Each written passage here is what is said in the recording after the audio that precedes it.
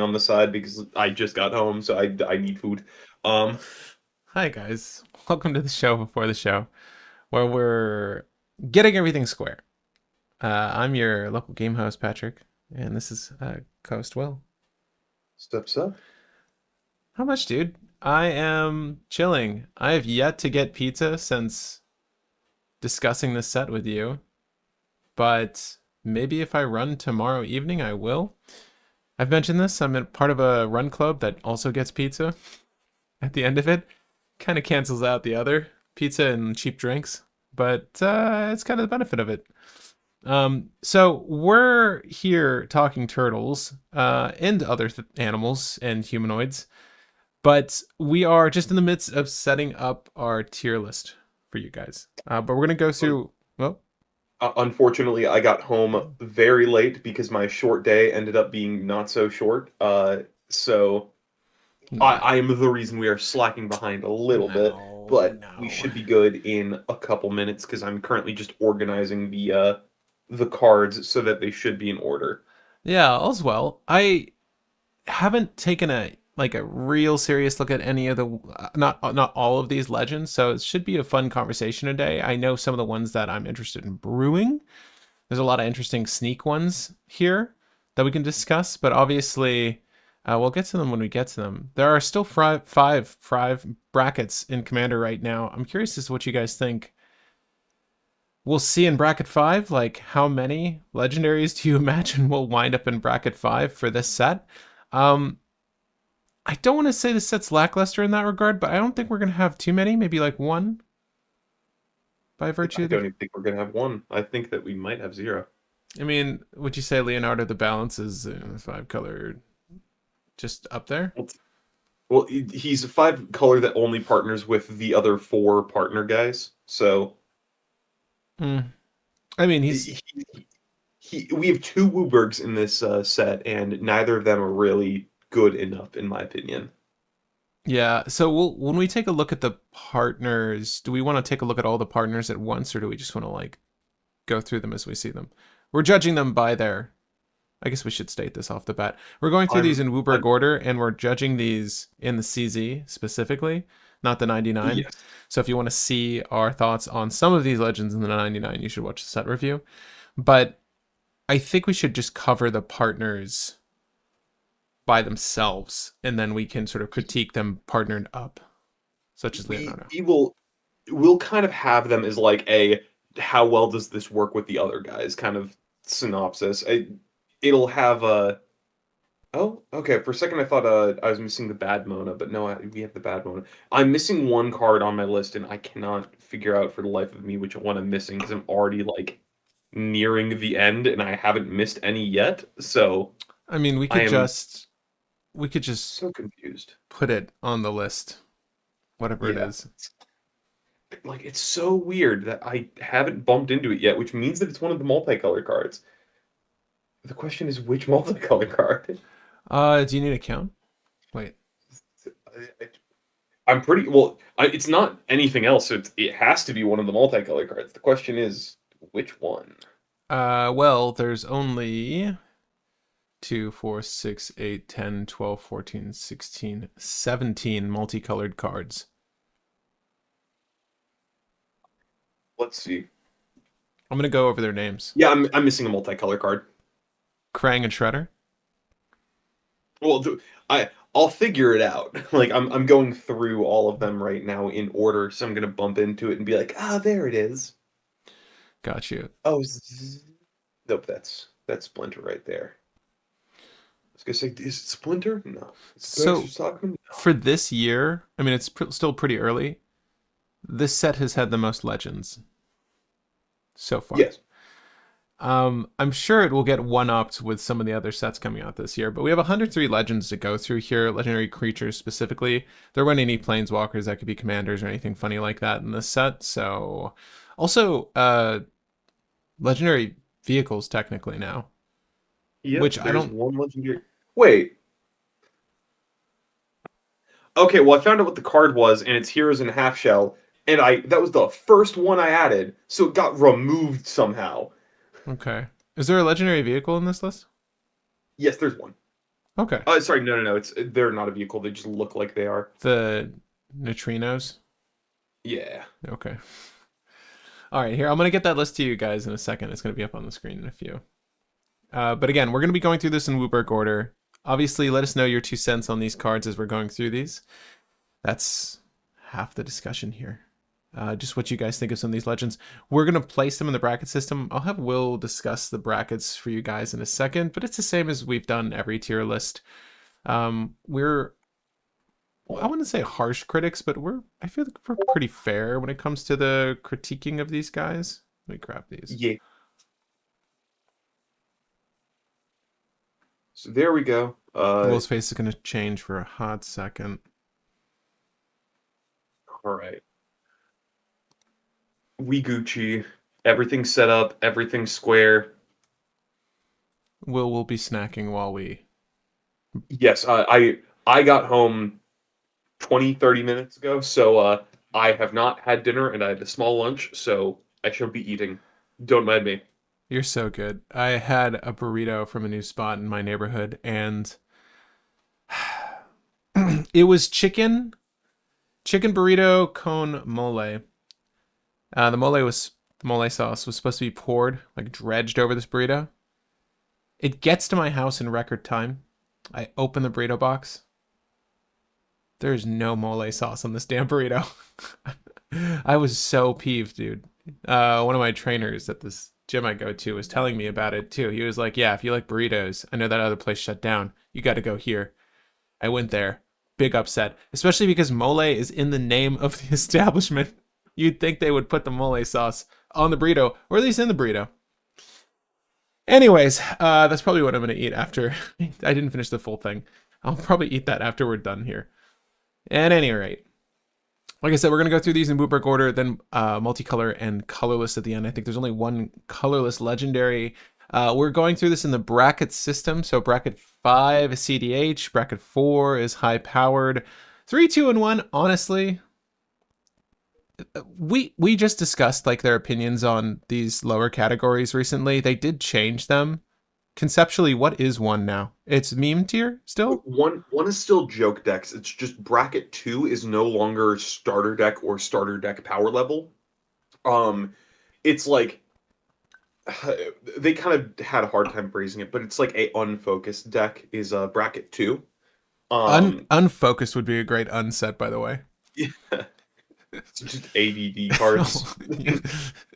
In brackets, and then bracket 3 is when decks start getting like actually tuned to a point. So there are a good amount of precons that they would classify as bracket 3, and there's a good amount of non-precons that would be bracket 2, and a good amount of precons that would be bracket 2. So they slightly changed it, but more or less it's still around the same power level and expectation. All right, bro. Should we start with Agent Bishop, Man in Black?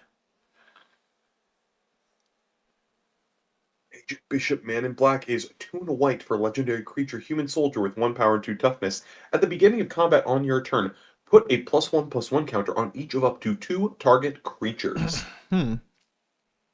Neat. Bracket 1. Yeah, I mean, that's pretty consistent. You're not going to have extra combats in mono white.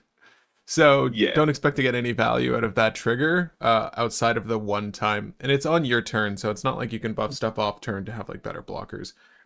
If you want to throw +1/+1 counters around on your stuff, play Brina. Or play the 1 horse partner that can use any other partner with it. The horse partner is 1 and a white that's when a commander you control attacks, put a +1/+1 counter on it. Just do that. That gives you 2 +1/+1 counters a turn. That's just kind of better bishop most of the time. Yeah. It's still kind of cool. Like, I think it's neat if you're going wide, and I don't know, I see you generating tokens here. I see you with a skull clamp. Like, there's a strategy, but it's not very good. It's not like it's creating tokens for you or those bodies. It doesn't need to be a token deck. Yeah. Bracket 1. Like, debatably bracket 2, but like bracket 1. Yeah. April O'Neil, Kunoichi Trainee, the only O'Neil in white. Sorry. Yeah, I'm gonna blast through a couple of these. So Sure. April O'Neil is ETB Scry 2 for a 2/2 for 2, and can't be blocked by creatures with big power. Bracket 1. Yeah, seems common. they made a common into like generic fodder card into a legendary. It's bracket one. Um, Sadly. Jenica Bad Apple Big Sister, 5 mana for a 3/3 legendary creature mutant turtle with that says ETB. You make a 2/2 red mutant creature token and has plane cycling for 2. Better in the hand, not in the command zone. Bracket one. Um, Yeah, still really cool art, but yeah, it's all too Koya, far. Death from Above, 2 and a white for a 2/1 flyer.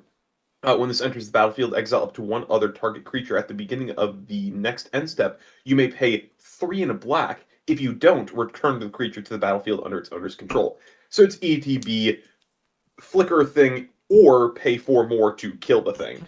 Um, it's 7 mana as a kill spell, and it's a Flicker Wisp in the command zone. There's probably better Flicker things that you can do than Flicker Wisp, but for the fact that it's a 2-color Flicker Wisp in the command zone, maybe bracket 2, but I'd say bracket 1. Yeah, I wish it was permanent. Like, imagine this as permanent in Orzhov. You could do some work, right? Or non-land permanent. Exile Even make it, lands! huh? Yeah, Exile lands, let's go! yeah, or non-land permanent, or even non-land permanent. But yeah, as uncommon, it's fine. It's fine. If That's you were paying 7 mana to blow up a land, good for you. yeah. I mean, Good for well, you. provided you have infinite mana, then go to town. Uh, yeah, would that work? Yeah, the delayed trigger would still go off, and you'd still have the opportunity. Still have to flicker. You find a way to flicker Koya a million Flicker times. and then like generate that mana on end step. At any rate, Yeah, like Eldrazi Displacer, yeah, you can do something with that. eh, First one that I think is not going to be bracket one. Leonardo, Big Brother. Funnily enough, it is the common Leonardo, and I think it is my favorite in the command zone because it's horrifying. 2 and a white for a 1/3 legendary creature, Mutant Ninja Turtle, with Sneak for a white. For those who don't know, just quickly going over it, Sneak is an alternative casting cost where you bounce an attacking non-blocked creature you control, and then you cast this spell for its Sneak cost instead. If this spell is a creature, it enters tapped and attacking. So it's ninjutsu, but if you it's ninjutsu, but sometimes it could be non-creature. The spell doesn't have to be a creature, it doesn't have to come in tapped and attacking. Continuing, so Leonardo also gains +1/+0 for each other creature you control. The reason I love this card, you just kind of sit there with Leonardo in the command zone, and then you eventually just go, yeah, this 1/1 at any point could become a 10 power commander that you already said you weren't going to block, and you're dead. Have fun with that information. yeah, it's kind of neat. I don't know what the body consists of. I mean, it's pretty much just every token generator Yeah. at a low cost. Uh, the funny thing that I've talked about with friends is Heir Apparent. Mm, That's the you can run any number white card that says ETB, make a 1/1 rabbit token for each other Heir Apparent you control, and it's a 1 and a white. So they just make exponentially more tokens, and then with Leonardo, you just swing out, and then if one of them goes unblocked, you kill somebody. Or alternatively, you bounce a Heir Apparent with Sneak, and then you replay the Heir Apparent. mobilize cards. What's a good mobilize card? Uh, I cannot think of them off the top of my head. Oh, Like that's okay. name wise, I can't remember them. Hello, distinguished gentleman. Hi. You capitalized it like it's a card I should be looking up. I don't believe it is though. I actually really like the heir apparent strategy though. Yeah, Heir Apparent's cool just because it gives you extra value off the Sneak. So if your Heir Apparent is unblocked, you just bounce the Heir Apparent to replay it to get more rabbit tokens. Are we building heir apparent Leonardo? That'd be funny. Like we build straight up Popper Leonardo, like Hmm. it's only commons including the commander, and we use Heir Apparent. That would be a funny deck to do, like true Popper Leonardo. That would actually be extremely fun. Well, I mean, is there a pauper tier for commander that people actively play? There is, but it's any uncommon creature as your commander, and then only commons in the Oh, 99. but it's chill to go common if you want. Yeah, but the thing is, it's Oh, thanks, man. well, Voice I think it might have to be exactly an uncommon creature, and it does not have to be legendary. Oh, Something like that. interesting. Mobilize on Voice of Victory. Yeah, this is a good one. Whenever this creature attacks, create 2 tapped and attacking 1/1 red warrior token sacrifice in the beginning of the next end step. Yeah, that's pretty damn good, honestly. Like anything that's going to generate those bodies that you can switch out with the sneak. I like that a lot, dude. Yeah. And then obviously your opponent's not being able to Uh, cast next spells. Leonardo. Oh, sorry. Ranking this Leonardo. Bracket 3, like there's not any combo thing you can do, but it's like a good self-fulfilling Voltron commander. So I'd say bracket 3. Dude, I really like it. Sorry, if you can hear that weird squealing outside my house. Very, very faintly, Yeah, but welcome not really to noticeable. New York. Sorry, guys. I don't know what the hell that is. I'd check on it, but I think it's Yeah, okay. you're having New York moments today. I had like a million and one DC moments today. Love it. Love it. Sorry. Next Leonardo. There's more. There's a lot more. Leonardo, cutting edge, 1 and a white for a 1/1 legendary creature mutant ninja turtle with sneak for a white. He is lifelink, and when you gain life, you put a +1/+1 counter on Leonardo. Now, this is a really good Soul Sister commander because one, it's just an Ajani's Pride Mate with lifelink in the command zone, and by what we've seen with Aerith, that's pretty good. Mm-hmm. By the fact that you can also get I got the Soul Cauldron and Walking Ballista and win the game with Leonardo. So you have actual combos with this that you can do to win the game. In addition to the fact that Sneak is a really good mechanic in a Soul Sisters deck because being able to play a thing, attack with it, pick it back up, get another thing to play, and then replay that first thing gets you a lot of extra life off Soul Sisters. So that's just utility on top of the fact that it has a combo in the command zone with 2 other cards. Bracket 4, purely because it combos and it builds well into an archetype that already exists, Soul Cauldron and and it what's the has other extra synergy. combo piece? Agatha's Soul Cauldron and Walking Ballista or Triskelion. So you give Leonardo Walking Ballista's effect, and then it's basically the Heliod combo. It's worse Right. Heliod combo, but it's still Yeah, Heliod I'm trying to combo. think. I'm trying to think. Like, how are you entombing these bodies? The Triskelion or the Walking Ballista? Oh, with Walking Ballista, you just search it up with Ranger Captain of Eos, and you play it for 0, and it goes to grave. That's easy enough. That's easy. Yeah. Triskelion's the tricky one, I suppose. But Yeah. Well, with Triskelion, you can play it and have it kill itself, but like you don't really want to do that. no, It's that's more that's so rough. you go for Ballista and you go for Cauldron by using Oswald.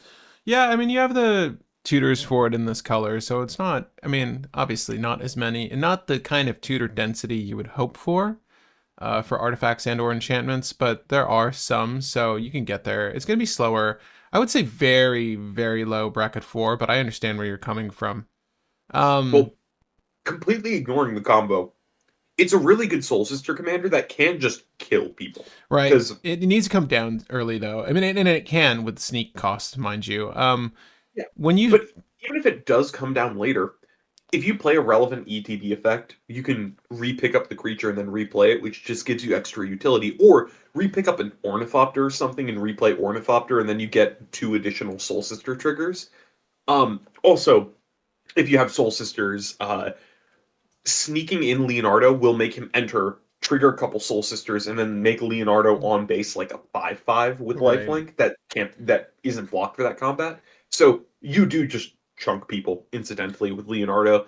Yeah, Um, use the mother, use the giver, use the scroll, get some protection in there, obviously. yeah, Because I honestly feel like this is just a beater. Might be Plan B. Like if you're successful just at the Soul Sister thing, then your Plan B could just be beating people. And what? Maybe yeah, run some stacks because it's not like the combo's very mana intensive or cast intensive for you. yeah. Because if you get him down early, you can just punch and kill people. If you don't get him down early, you can sneak to double up a really good ETB trigger, like a Recruiter of the Guard or Ranger Captain of Right. Eos or something like that. Right. If the game goes really late, you can combo off and try to win. So he just has a lot of play lines, a lot of utility, and he's just really good and can be played as a commander for a lot of different decks and a lot of different play styles. So by virtue of that, I'm saying bracket 4 because there's a million ways to build him, Yeah. and he seems to be good for at least a couple of them. Yeah, I don't hate the strategy here. Obviously, you can get this guy down as early as you want, as early as or as and late. You probably want to do some setup first, but it's not bad. I mean, white's you know, down downsides have always been the same. There's just a lack of draw and somewhat of a lack of consistency, but this is a strategy that white does well, so not bad. Um, Next, Leonardo, leader in blue. Which yes, we are going to look at the alternate art instead of the main art. Oh, you know, Um, this one looks good. What's the other one? yeah, Oh, yeah, gotta love it. Um, One white for a 2/1 with sneak for 3 white. So yes, you're paying 5 times the mana for the sneak. But when it enters, if his sneak cost was paid, all creatures you control get +2/+0 until the end of the turn. He's a bushwag in the command oh zone. wow. And you can pay 1 white, and Leonardo gains first strike until the end of the turn. Um, cool conceptually. Like if you flood he does the same thing as the Leonardo Big Brother, where if you flood the board, you can sneak him in and just start killing people out of nowhere.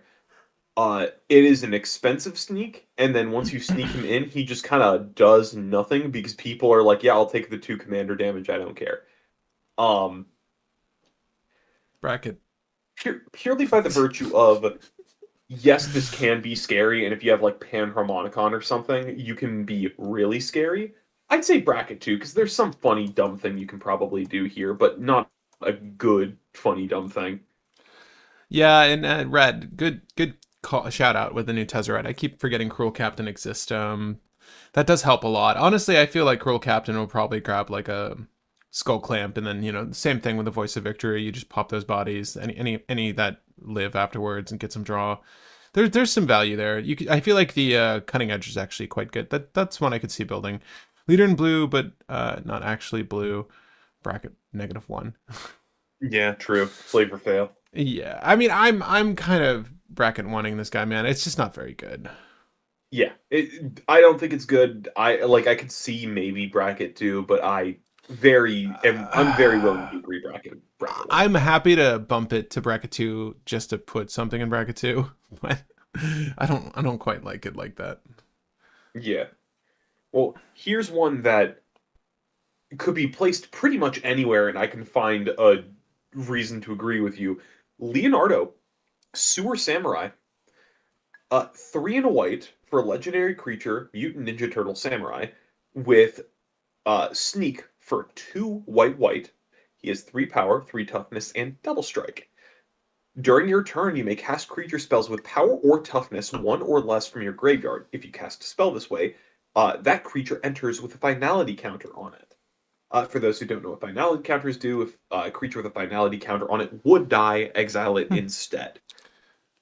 Um, Once again, a really good Soul Sister commander because you can replay all of those Soul Sisters from your graveyard.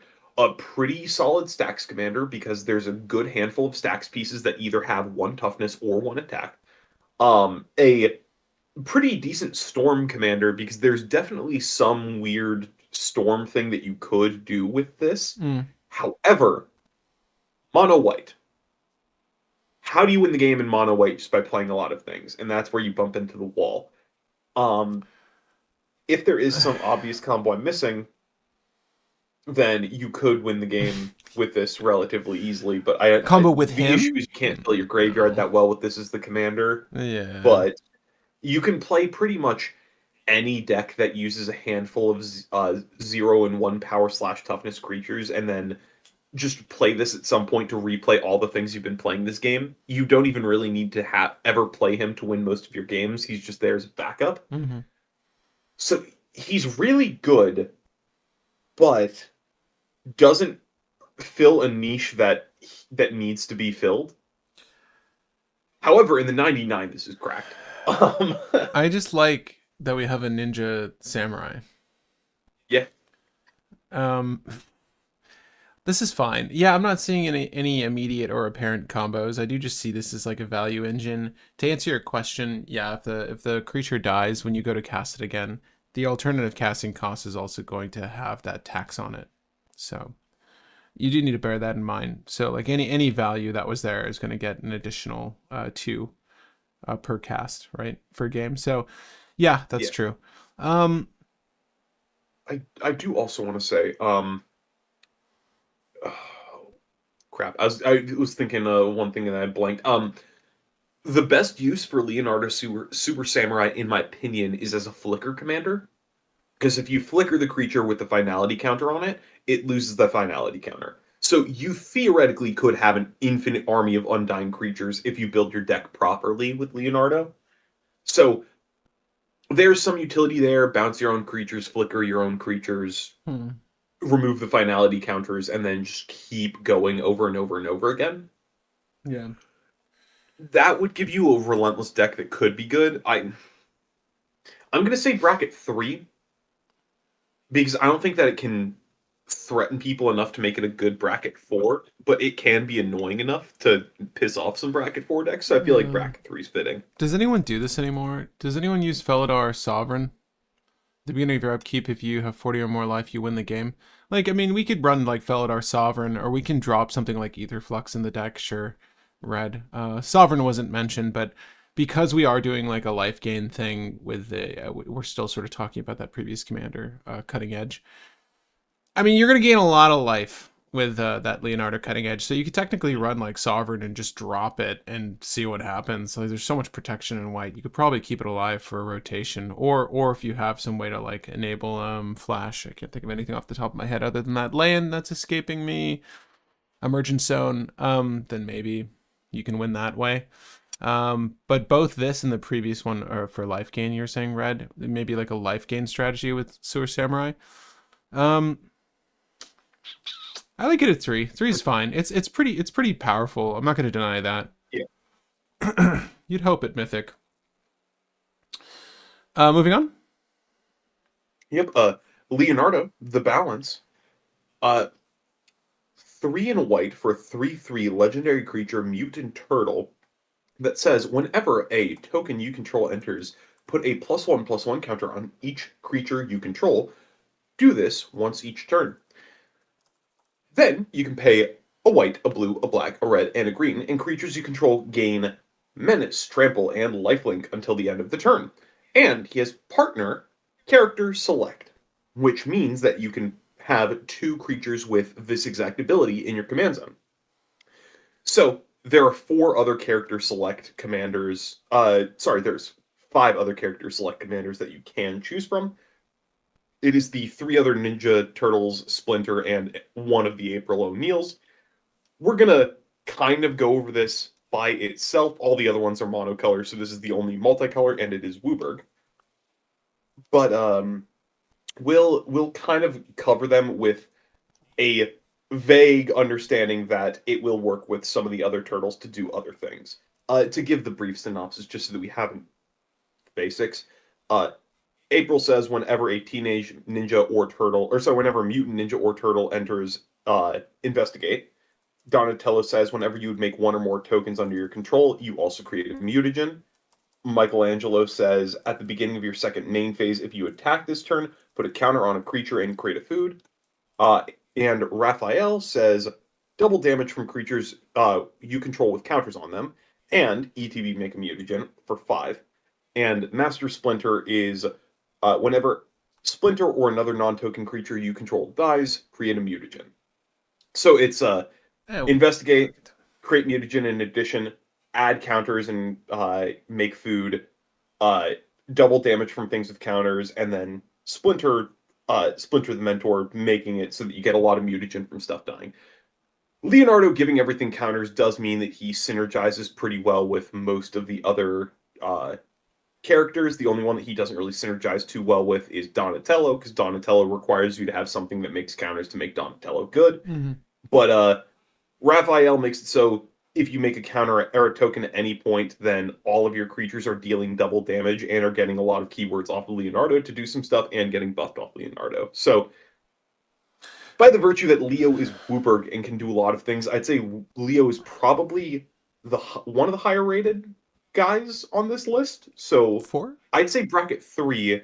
I think that one of the pairings is bracket 4, so we can go over them later. But Leo by Yeah. himself, bracket 3. How do we want to place this on the bracket system? Bracket 3. Because So I'd say like the highest of the pairings that you can make with them is what we go with. And with Leo, you might be able to push bracket 4, but most of the time it's bracket 3. Like, it's not going to be bracket 4 because you're playing Leo. I see. Thank you, Wolf. Yeah, I totally forgot that Test of Endurance existed. But yeah, I actually really like that. And you maybe Wait, even run both. I don't know. I okay. doubt it's Actually, necessary. I might want to retract my statement and say maybe Leo is bracket 4, bracket 5, because I forgot one very obvious thing that people are going to bring up. If you have either April or O'Neil or Raphael the Muscle as the partner with Leonardo, you can go infinite with Food Chain. So live on the scene. Because Yeah. if you exile Leonardo and replay Leonardo, it resets his ability to put counters on stuff. And if you either play Raphael or have April O'Neil in play, it makes you a token every time. It makes you infinite tokens, which triggers Leo infinite times, giving everything plus infinity plus infinity. Granted, that doesn't immediately win the game, but it's a food chain combo with a Wooper commander. So Yeah. bracket 4 because you need another step to actually win the game with it, but I mean, there's a combo. you'll have infinite tokens at least that let you draw through your deck. But with Food Chain Mana, that doesn't mean Infinite shit. tokens and infinite +1/+1 counters. Yeah. I mean, honestly, you could probably throw him in at least mid bracket 4 by virtue of the fact. I think, like what Will was saying, we should throw these on the list by virtue of their pairings, and those two are probably the best, and that's maybe the best line of play for these two. It's fine. Yeah, I'd say it's like mid bracket 4. Yeah. Next and last, Leo. Next and last Leo. This Leo is 7 and a white for a 5/5 double striker that costs 1 less for each other creature you control. So it's a 1 mana 5/5 double striker. Ooh. Cool, but does not do a lot. And honestly, I'd just rather play any other Voltron commander. Now, granted, if you have any way to buff him, he 2-taps. He 2-taps. But I you have to get a lot of creatures in play to make that relevant, and if you have 7 creatures in play, you're already doing something else right. So he gets around commander tax. Is there some way to abuse the absolute heck out of that? If there was a way you were generating tokens on his cast in like 2 at a time. No, I don't. There's something with like Phyrexian Altar and like God Eternal Aketra, the Mere Foundry thing. That's when a non-token creature you control enters, or when a non-token creature enters a player's board, they also make a mirror, and things that just do token doubling or increased token generation. Right. So there's Phyrexian Altar plus 2 other cards with this Leo is infinite, but that is so many parts to just get infinite tokens. Would you say Bracket 2? I was gonna say There's stuff there. There's stuff outside of Big Dumb Guy Punch, but like it's a bracket. costly ass card though. I mean, like there's a lot of legwork Yeah. to be done. It's and not to say that there isn't hope for it, but yeah. It's a good thing that he's kicking then, because he's doing the legwork. Do Lita, Yeah. little orphan amphibian. Yep. I, 1 white for a 2/1 with Alliance. Whenever another creature you control enters the battlefield, choose one that has not been chosen this turn. Put a +1/+1 counter on Lita. Create a food, or scry 1. When a creature enters, put a +1/+1 counter on this is pretty good. If you get her out early, she can get like kind of big kind of quickly. Don't think you're doing anything with food. You might be doing some scrying here and there, and you'd be happy with that. cute. This feels like a worse version of the Leonardo that just is a Leonin. What is it called? Johnny's Primate, sorry. This feels like a worse version of Johnny's Primate Leonardo. I'd say bracket 1. If you have creatures with flash. Yeah, sure. But yeah. Bracket what'd you say? Bracket 1. Yeah.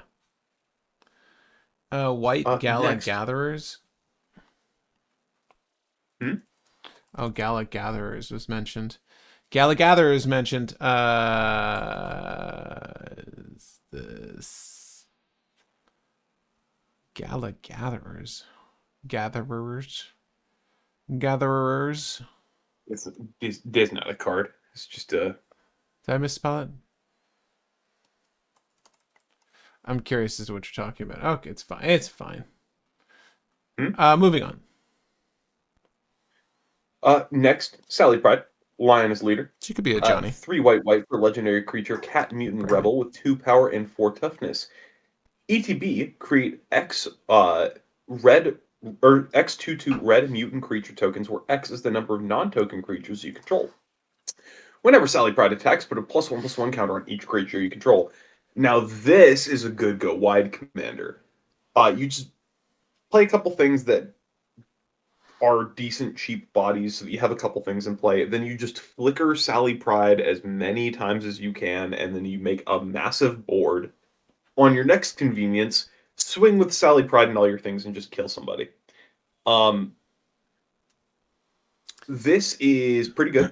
It is basically a good flicker commander, Yeah. and you just do whatever small thing you can to build up your board early. Probably play creatures with useful ETBs for flickering. I like that the creatures don't need to be attacking with Sally. Like it could just be her. Yeah, You know, that's pretty good. This is extremely good. Go wide. It's 5 mana, yeah, mind you. It is kind of up there, but it gives you the time to build the board. And frankly, you're probably this kind of reminds me of playing like Anafenza before. That was in Mardu, mind you. The foremost, where it just encouraged you to play like a stacksy, slow, grindy build. But this just gets a lot more value because you can throw down all your stacks pieces, maybe some token generation if you want to do that. Again, like that voice of victory with immobilize. I keep thinking about that shit because that just means it gives you 2 more additional 2/2 red mutant creature tokens. well, when she enters, you create a token for each non-token creature you control. Oh, excuse me. You're right. There's a lot of words there, The but mobilize the is still fact of the good matter because is if you true. attack, you get the tokens from mobilizing, and Sally gives them each a counter. So the mobilize is still useful, but Still legit on the attack. Yeah, you're right. Um, I like it. I mean, you're getting bodies to do stuff with too. I mean, frankly, I wouldn't mind using some sack utilities to pour stuff out. Obviously, this is outside of the territory of Skull Clamp, but that's okay. The 2/2s mean you just want to go to face with this deck. They both have Alliance. I like this. I don't know. I see it like bracket 3 maybe. yeah, agreed. Not doing anything too crazy, but it's definitely really really strong. Yeah, I like it a lot. All right, Splinter, aging champion, 2 and a white for a 2/2 legendary creature, mutant ninja rat. ETB, destroy target tapped creature. And when this leaves the battlefield, you and another target player each draw a card. Um, Bracket one. It's kind of a bad Lorien of the third path. Sorry, bro. Uh, Finally, in white, Oh, one more Leo. Splinter and Leo, father and son.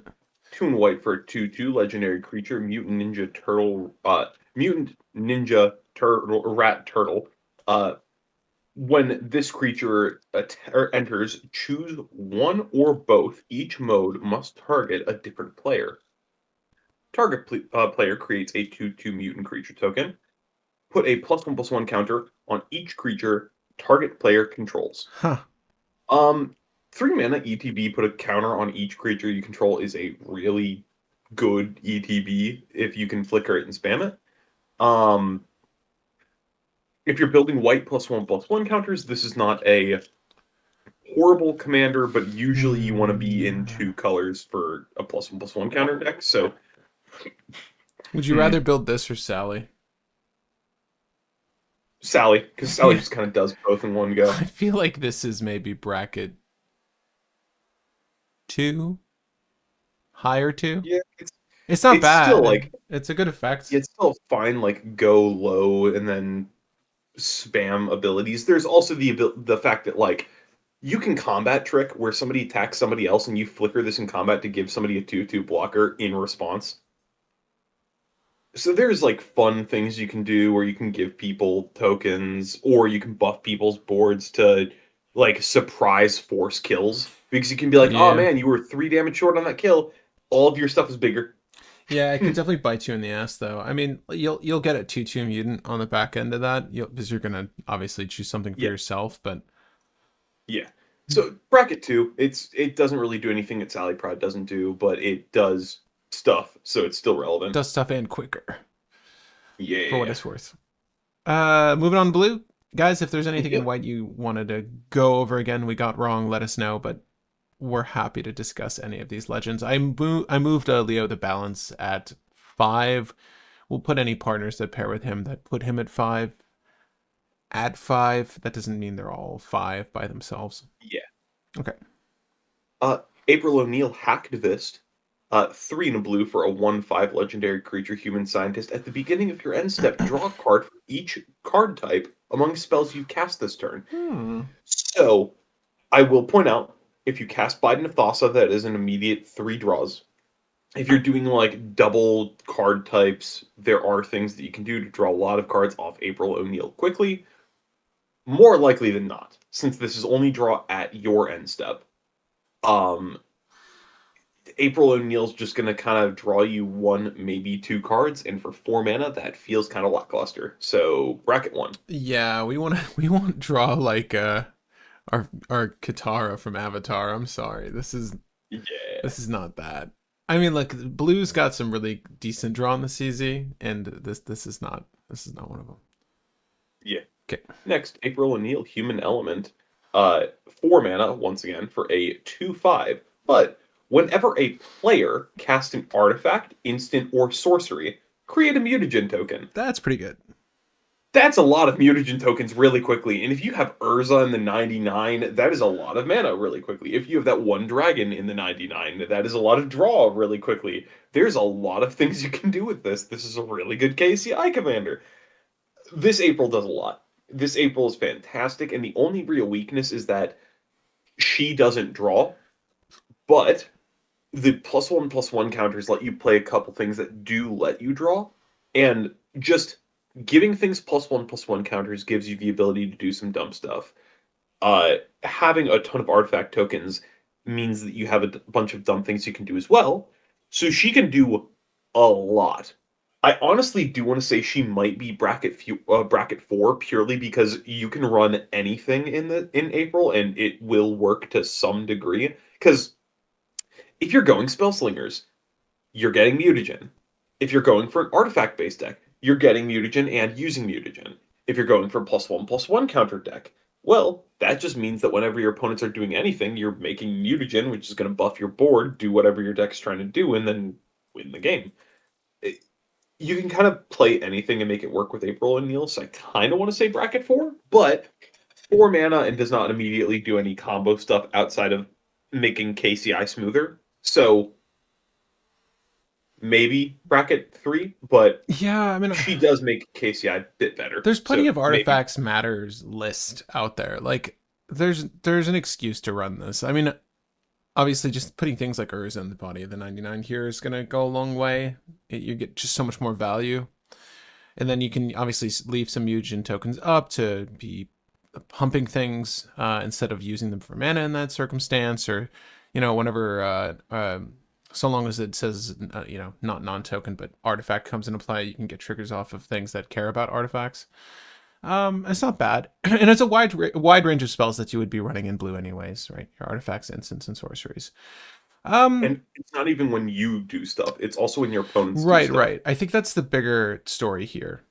Speaking of April as a reporter, April gets the benefit of your opponents doing shit. Mono blue, mind you, it's not gonna. I don't think you're gonna pump this out really quickly to where you can leverage all those the fast mana early on. But instants and sorceries are gonna be going through a lot. I mean, I don't want to say that makes up a majority of decks, but at least in a more high-powered competitive setting, they do make up a lot of the effects you play in a game. So shit, dude. I don't know. Like, this is kind of sick. And I like it as like high bracket 3 or like bracket look, low bracket let me 4. let me ask you let me ask you a question, Patrick. If you're just kind of like playing fast mana to get April O'Neil out, how quickly do you think the game is going to go after having April O'Neil out in one rotation and then Worth inventioning out KCI? Mm, Like, if you just say, like, boom, I'm going to use my turn to just get out a KCI, how much mana do you have on that turn? Is kind of the question. right. Well, mana via what was it? Where's what's the effect on it? Well, let's say you had to tap out to get out KCI purely. How much mana do you have with KCI off of sacrificing those mutagen tokens people made that one rotation that April's been out? Quite a bit. I agree that you'll probably be able to get, frankly, if you want to know, you'll probably realistically have between like 6 and 10, right? So that's at least 3 to And 5 then artifacts. and then probably one off the tutor that got you out KCI. So that's probably one more. Right, yeah, not even including yourself there in the equation. I don't know that that's enough though, because it's like you said, it doesn't have draw. Mutagen tokens are cool. They're +1/+1 counters, but it's not like in investigations we get to draw. Bruh, I don't know. I don't know. I want to say bracket 3 because like there's you make the mana, but then like what do? You still need shit to do with the deck. I wish you Yeah, well, had like you got mutagen tokens. right. You could just make a really big Oh, board. Man, I want to say bracket 3. I would like to build this, but I don't even know which angle to go. How good is the cabbage merchant? And then give him blue.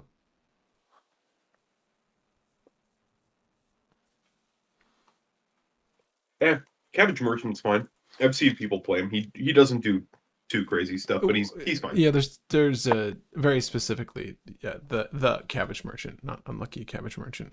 Whenever an opponent casts a non-creature spell, create a food token. Whenever a creature deals combat damage, you sacrifice a food token time to. Cabbage merchant's doing more Oh, work than yeah, that's the real thing. Screw KCI.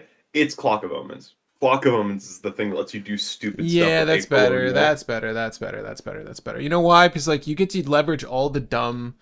Man, what would I use? Like any artifact that's like has. You untap that Mana Vault that got out your April O'Neil on turn 2. You untap like Well, any decent fast mana. You get out the One Ring or tutor out the One Ring, right. and then you just start drawing your deck. Right. It's got to be something that draws. It's got to be something that has added benefit. Like it could tap for mana. That's fine. But I want it to have like 2 to 3 effects on it. These artifacts. Yeah, I mean, like April O'Neil and every single artifact tutor effect does not feel like a bad, well, does not feel like an unplayable cEDH deck. I don't think it's like high tier, but I'd say like that's bracket 4. That's definitely something. Okay, very low bracket. This is one we should build. I'm curious to see what we could actually do with this. Like, Yeah, this isn't bad. This is actually quite good.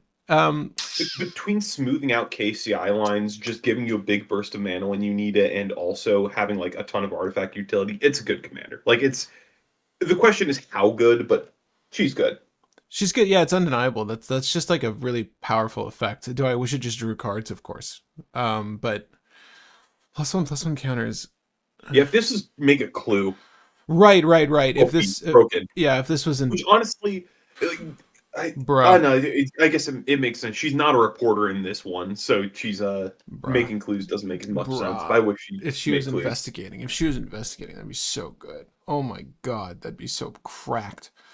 But speaking of investigation, we already discussed this, not at great length, but at enough length. It's the 2 CMC, 2/1 body. Whenever a mutant ninja or turtle you control enters investigate, which we've just gone over. Clues, pay 2, sacrifice it, draw a card. This is one of the Leonardo enablers.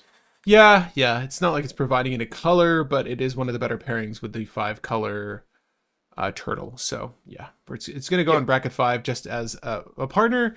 I would say if it was just by itself, bracket 2, maybe there's enough mutant ninja turtles to screw with to do that. But I mean, draw is pretty powerful shit. So Yeah, it's primarily going to be changelings that trigger stuff like yeah. that. But Yeah, I like your Academy manufacturer. There's a lot of cool artifacts like matter cards you can leverage in the other April. I think there's something to do there. It just seems like good mono blue, good soup, whatever artifact matter soup you want to go with. Guys, I'm breaking April. Okay. I would love to see you next, try. April, reporter of the weird. 2 and a blue for a legendary creature, human detective with 2 power and 2 toughness. Whenever April deals combat damage to a player, draw that many cards, then discard a card. Bracket 1 purely because this is a trash Curie. Mm. What is the So sorry, go on. For those who don't know, Curie is 1 and a blue for a 1/3 that when Curie deals combat damage, draw that many cards. So it's already the same total of cards as April. The only thing is April loots a card on top of that. And Curie can let you exile a creature or an artifact creature, and then it becomes a copy of that artifact creature, except it keeps the draw effect and the shapeshift effect. Hmm. So this is just bad Curie. Is there ever a reason to play Inspiring Statuary? It gets your X spells a little bit easier, like the instants and sorceries. Like it lets you pay for the generic pip on your instants and sorceries, which is kind of relevant. I was just thinking April could run Inspiring Statuary. Yeah, it. She does. She would. She would, and the Reporter of the Weird is a bracket one. Moving on. Yes, I wish a reporter of the weird did something that Kiri didn't. But Sorry, yeah, no, sadly, I'm with you on April. I'm, she I'm kills a Timna at the sacrifice of her own life. But we're all I'm still stuck on the other April. I'm like racking my brain around like what can we do to really crack her? But Baxter? Baxter, fly in the ointment. 3 and a blue for a legendary creature, insect mutant scientist with 2 power and 2 toughness. Whenever Baxter enters or attacks, each creature you control with a counter on it gains flying until the end of the turn. Whenever you draw a card, put a +1/+1 counter on Baxter. Ooh. There's not a way that you can like loop that second effect to do infinite stuff. Well, Agatha's Soul Cauldron with like Mindless Automaton does do some things, and it does let you draw some cards, but you need to remove 2 counters to draw the card. Uh, the first effect is kind of pointless. It's Yeah. just give all your things evasion on enter or attack. Bracket 1. Yeah. That seems appropriate. Sorry, Baxter. All right, next, Donatello Gadget Master. Here. 3 and a blue for a 3/2 legendary creature mutant ninja turtle with sneak for 1 and a blue. Whenever Donatello deals combat damage to a player, create a token that's copied from an artifact you control. Bracket 4. Being able to get multiple copies of things that you shouldn't have multiple copies of in EDH lets you do some really weird and crazy things, regardless of if that's just copying a Gilded Lotus or a Mana Vault for 3 more mana here and there, or if that's doing like an extra copy of a random draw engine like a Forbidden Idol, Mm. which just means that every time that Donatello connects, you draw an exponentially greater amount of cards. Yeah, mind you, it needs to be something you control, so you can't just borrow shit from your opponents. And obviously, this still implies the legendary rule. So, what's the best thing you can hit? So you can do Phyrexian Portal, which would make it so that your opponents have to sacrifice 3 creatures every single turn when Donnie connects. You can do a really big dumb Mana Rock, which would also be pretty good. You could do Voltaic Keys and stuff like that so that you can untap your One Ring more and more and more. Uh, you can do random draw engines because there's a million and one random artifacts that just say draw an additional card every turn if you follow the specific criteria.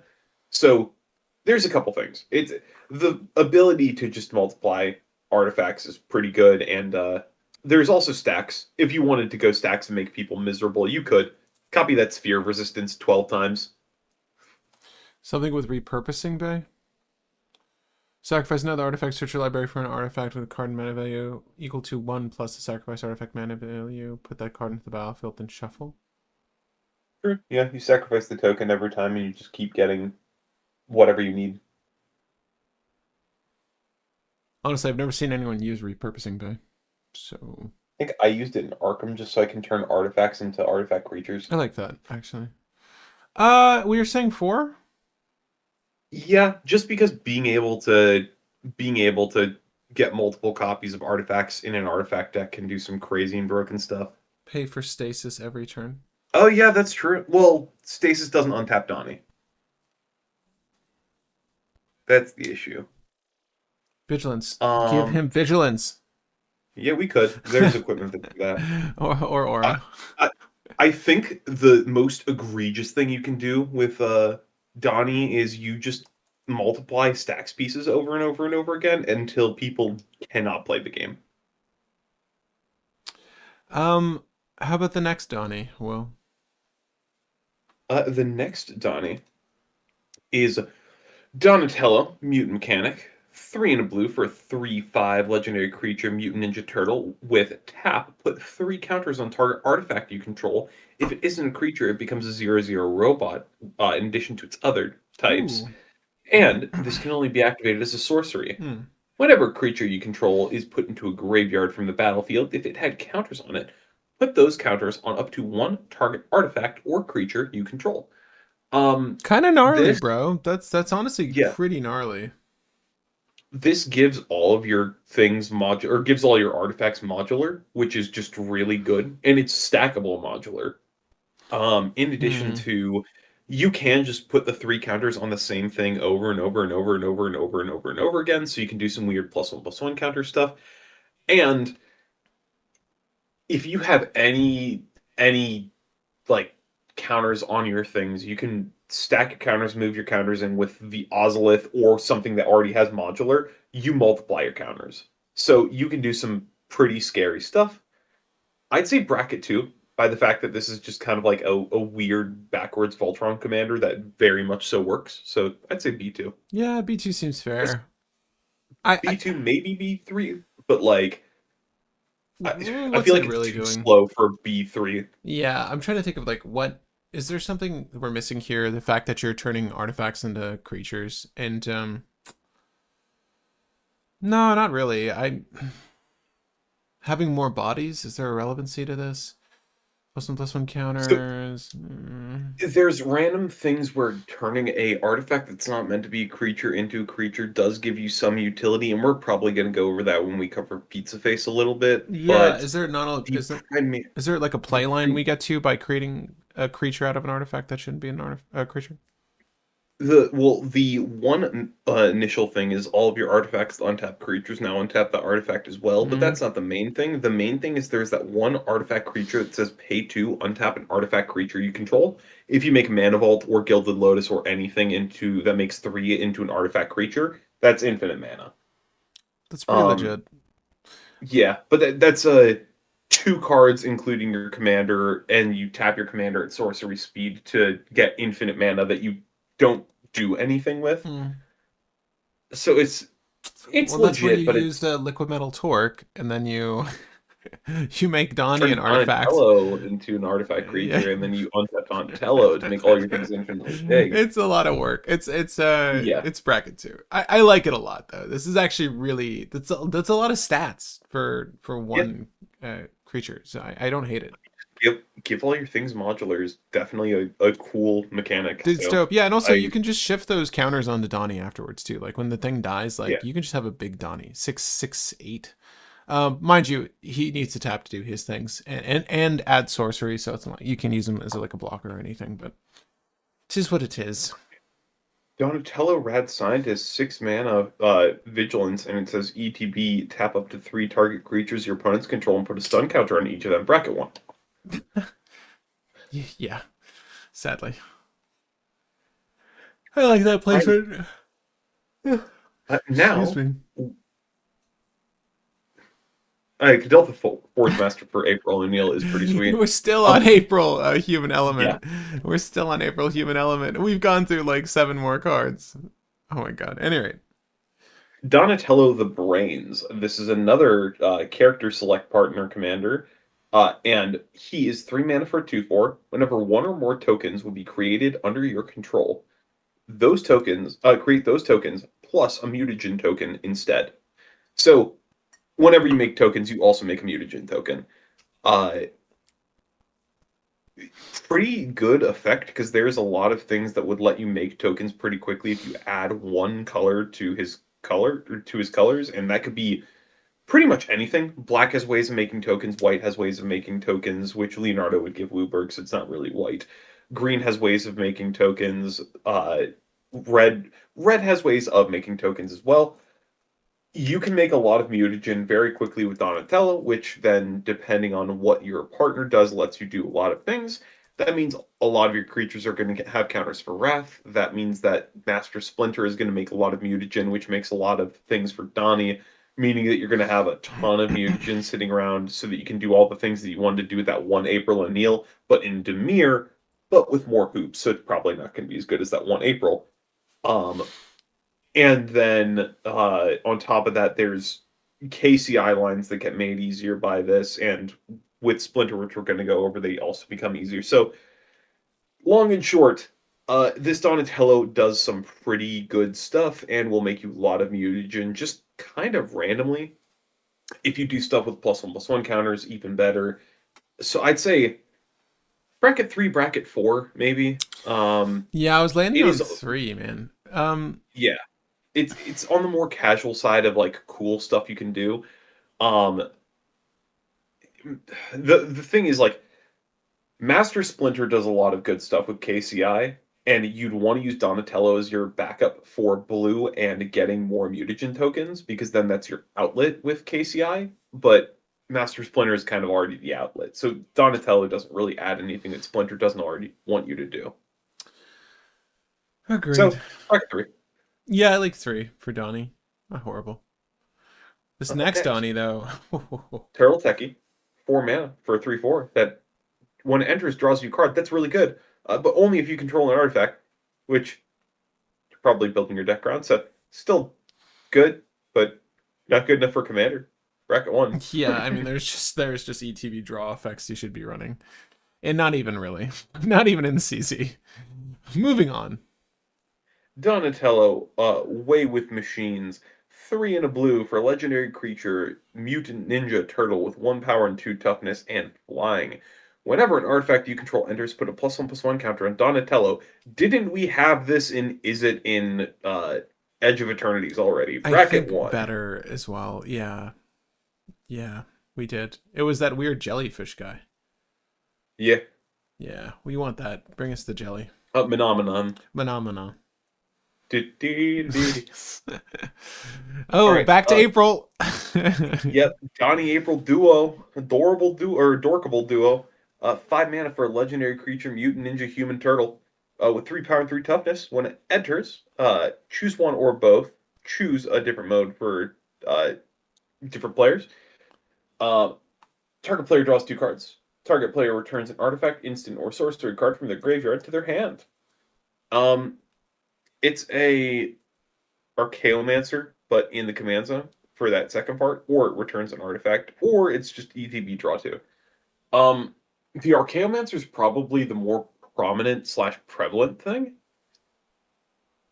Uh, I mean, theoretically, if you have like a Panharmonicon or something, there is some hardcore high tide stuff you can do to just go infinite very quickly and then draw your deck, or deck out your opponents, because you can just go like, haha, I flicker, ETB trigger. I'm gonna force you to draw 2. I'm gonna force you to draw 2. I'm gonna force you to draw 2.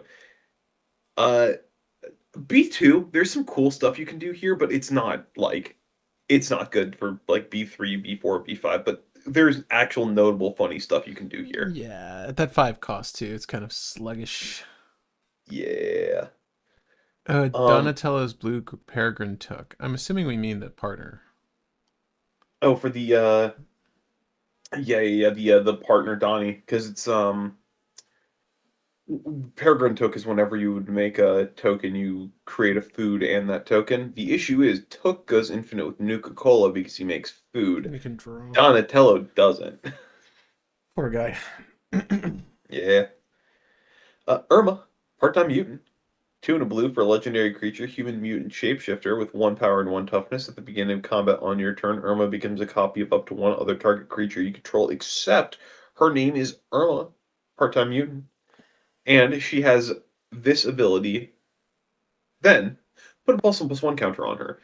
Um, she can shapeshift into a lot of stuff. She's basically a Sakashima slash Spark Double, but you just rather play Sakashima in the command zone. So bracket 1.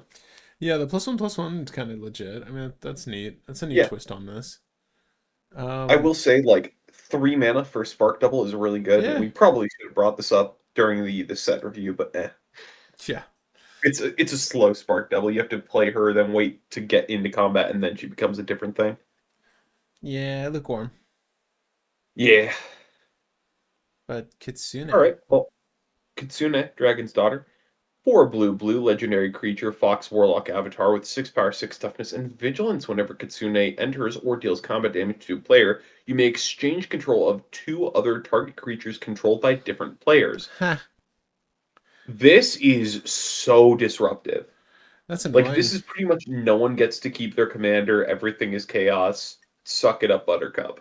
Um, the issue is this by itself has no clear game plan or way of ending the game outside of haha, funny, no one gets to do their thing.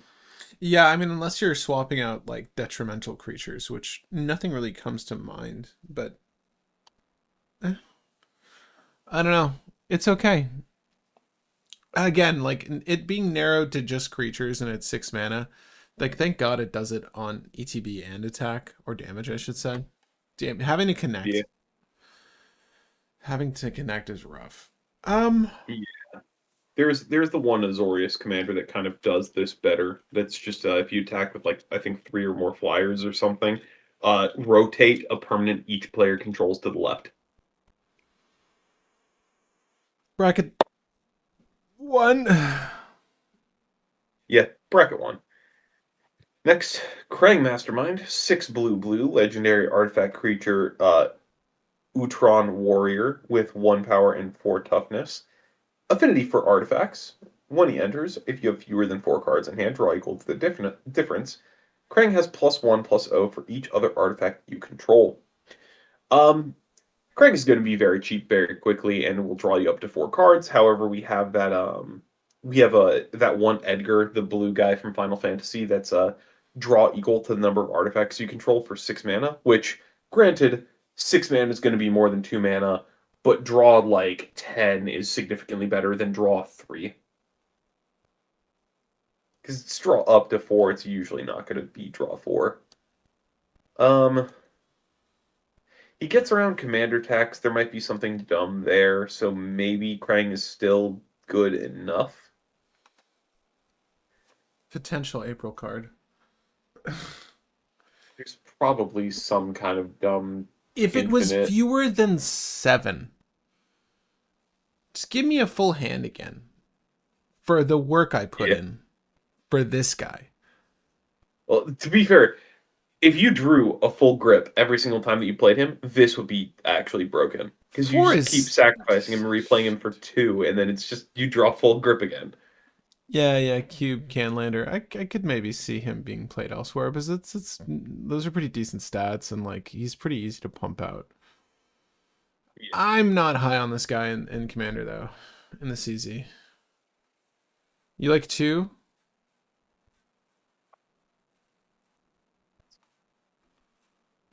Play Edgar. If you're going to have an artifact ETB based commander, play Edgar. So 1. Yeah. Okay. What about other Krang? Yeah, Krang is the all powerful. Yes. Unfortunately, he's probably going to have less power than the other Krang because the other Krang actually gets a lot of power. Yeah. 4 and a blue for legendary creature, Utron Robot, or Ooh. artifact creature, Utron Robot, with 3 power and 3 toughness. Whenever a player would draw a card, or whenever a player drawing a card causes a triggered ability of a permanent you control to trigger, that ability triggers an additional time. Whenever a player draws their second card each turn, put a +1/+1 counter on Krang, which is actually 2 counters because of the first effect. Yeah. Um, So you're paying 5 for a 3/3. That maybe gets to a 5/5 in stats later. yes. That sucks ass, dude. I mean, Yeah. that's pretty shitty in my opinion. Krang I Mastermind mean, make hey, your Consecrated Sphinx is drawing you 4 cards instead of 2, but like, you're fine with your Consecrated Sphinx drawing 2. Bracket 1. Mhm. I really believe the commander panel that Ristic Study is not a problem card. I mean, it's the second card they draw each turn. It should have been whenever a player draws an additional card beyond their first, like each turn or whatever. Because then Krang would like he would be all powerful. Like, why pay 5 mana for a 3/3 that Opponent. if an opponent would draw a card other than the first card they draw each Oh, turn. sure. If you Sure, if sure, you sure, could do it sure. on yourself, that'd be No, no, no, no, disgusting. no, no. Sure, sure, sure. Limit it a little bit, but I'm not. I don't know, man. Where do you put Krang the all powerful? Is he all powerful? Guys, if we're wrong about this, then let us know. But I feel like it's bracket one. It's a it's bracket one. I don't want to build this. Let me build April first. Yeah. I'd rather play All right. a Mondo Now, Gecko. Metalhead, 4 and a blue for legendary creature, artifact, robot, turtle with 4 power and 4 toughness that says when it enters, return up to one target artifact or creature card to its owner's hand. Pay a red, sacrifice another artifact. If you do, put a +1/+1 counter on this, and it gains menace and haste until the end of the turn. Um, is it and you junk artifacts to make your commander bigger and get cool keywords, and when this enters, you can disrupt something on the board. Bracket one. Even though is it? Even though it's it. Okay. Ooh, Mondo Gecko. He could be any dual color pairing, kind of. Yeah, except he's not. Yeah, sadly. Sadly. Mundo Gecko is 1 blue for a 2/3 legendary creature mutant lizard with pay 1 mana, discard a card. Until the end of turn, Mondo Gecko becomes a color of your choice and gains hexproof from that color. And to note, because somebody asked this in the comments of the last stream, does that ability stack? Yes and no. When you use the ability and you name a color, you erase whatever color Mondo Gecko was, and it becomes whatever color you named. So you cannot stack colors and make Mondo Gecko Wooburg. However, gaining hexproof does stack, so you can get hexproof from all 5 colors in one go. You just can't stack the colors on Mondo Gecko. Continuing, when Mondo Gecko deals combat damage to a player, draw a card for each color among permanents you control, which, unless you're building your deck very specifically, is going to be 2 most of the time, or 1, meaning Mondo Gecko is only netting you 1 singular card every single turn, unless you're running random effects that make off-color tokens, or unless you're doing random blue things that change the color of cards. Why not? Bracket 1. Is there like a one cost aura that does that? I feel like there's some stuff that you could There's a do. lot. There's a lot. I mean, But it's cheeky. bracket Yeah, but it's cheeky to draw 1 extra card every turn. Just play Mondo Gecko in the 99. Yeah. Mondo Gecko is a sick card in Thrasios Tymna, because you can pay 1, discard a card, and then you draw 5 cards in one go. And he protects himself in that deck. It is so good. Just play this in TNT. Bracket one. Bracket 1. Mondo Gecko. Next we got Ray Fillet, Mondo Gecko. Man Ray. Part of Vivid Decks in Standard and Kitchen Table Magic. Sorry. Ray Fillet Man Ray. 3 and a blue for a legendary creature, mutant fish, with 3 power and 3 toughness and flying. ETB make a mutagen. Pay 2 mana, remove a counter from this, and then remove a counter from a creature you control, and draw a card. That can net you like a handful of draws, but you're still paying 2 to draw a card. On Ray Fillet? Yeah, no Ray Fillet. No Ray Fillet. No Ray Fillet. Now, if you want to use counters on your creatures into drawing cards, check out this Ray Fillet, Wave Warrior. 2 and a blue, legendary creature, fish mutant with 0 power and 2 toughness. Ray Fillet has flying and evolve. Whenever a creature you control with a +1 or with a counter on it deals combat damage to a player, draw a card. This is Toski in the command zone in blue, as long as your creatures have counters. We've been getting a couple effects that make it so that whenever you draw a card, you put a counter on a creature you control. So you can get a lot of counters on your creatures and verify that each creature is going to draw you a card when it connects, meaning that this is a pretty effective card. I'd say bracket 3. Sorry, I'm hooked on what you guys are talking about with the mutant mechanic and the One Ring. Like making the One Ring a creature and then transferring the burden to like copies of it. Like making copies of the creature. Oh, for Donatello? Yeah, it's kind of a cool idea. Because it moves any counter. It doesn't need to be a +1/+1 counter. So the burden would transfer. That's kind of cool. I don't know how we'd really abuse that in mono blue, but sorry. Whenever a creature you control with counter on deals. Yeah, yeah, bracket 3. OT, That's but the creatures have to have counters. Hmm? It's good. Like it's just a blue Toski. Yeah, mind you, Rayfulay himself does not. He's a 0/2, so like you'll probably get the evolve as soon as you cast your next thing. So yeah, Yeah, it's not bad. Rayfulay, I'd say bracket 3. Seems fair. yeah, he's good. Renette. Renette Temporal Apprentice, 3 blue blue, legendary creature, human wizard with 4 power, 3 toughness, and flash. Whenever this enters, return each other non-land permanent that enter the battlefield this turn to its owner's hand. Uh, Blue has flicker cards. This could be so mean because you could just kind of flash this out at any point, and then if somebody tries playing the game, you just go, I pay 1 or 2 mana to flicker this, and then reset your entire board and everything you did this turn. This is really mean. Hmm. There's also probably some dumb infinite combo with this. Like, what blue Felidar Guardian do we have? Is there a blue Felidar Guardian? I see what you're saying. Wouldn't it just be Displacer Kitten, I guess? Yeah. So when Renette You, enters, so this is each other non-land permanent that entered this turn to its owner's hand. So this would be you, and then you'd want to. I mean, I guess you just like yeah, so you use Displacer storm. Kitten to flicker all of your fast mana, and then you Renette to Yeah. bounce everything. Play Displacer Kitten, play all your fast mana, flickering your fast mana as you're playing your fast mana, and then the last fast mana piece is going to flicker Renette, and you repeat, repeat, repeat.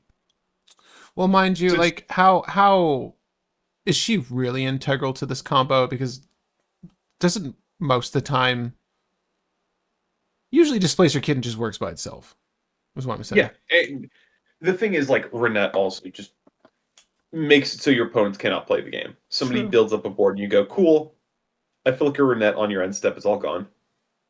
Oh, your turn? I flicker a net on your end step. It's all gone. And there's a couple Hmm. ways to guarantee that you can flicker a net on each player's turn. Yeah. So This does ease she's mean. this does ease like the combos for your artifacts as well.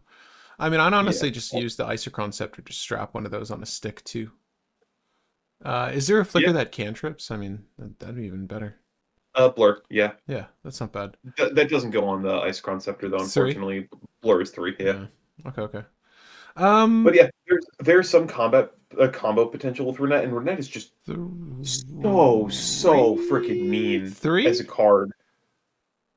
Bracket 3. I mean, I get. Maybe 4. I just need to like think for a second to think of like what is the way that you actually break this. Sorry, guys. Yeah, we're let us know your favorite Renette combo. One or the Renette. other. I see what you're saying. If Ristic City was banned, what draw engines would you have to use to get consistent card draw in blue? I Yeah, feel that. I mean, you just use the One Ring like everyone else, I guess. I feel that it yeah, will drop down behind green and color drop high. yeah. It's in Wolfbane. Wolfsbane. I've been saying that this whole time. Mm, it would And not. honestly, good because blue needs more cards in hand than any other color. Now, blue still has like all of the good draw engines that aren't like the big burst ones, but they're still very mediocre.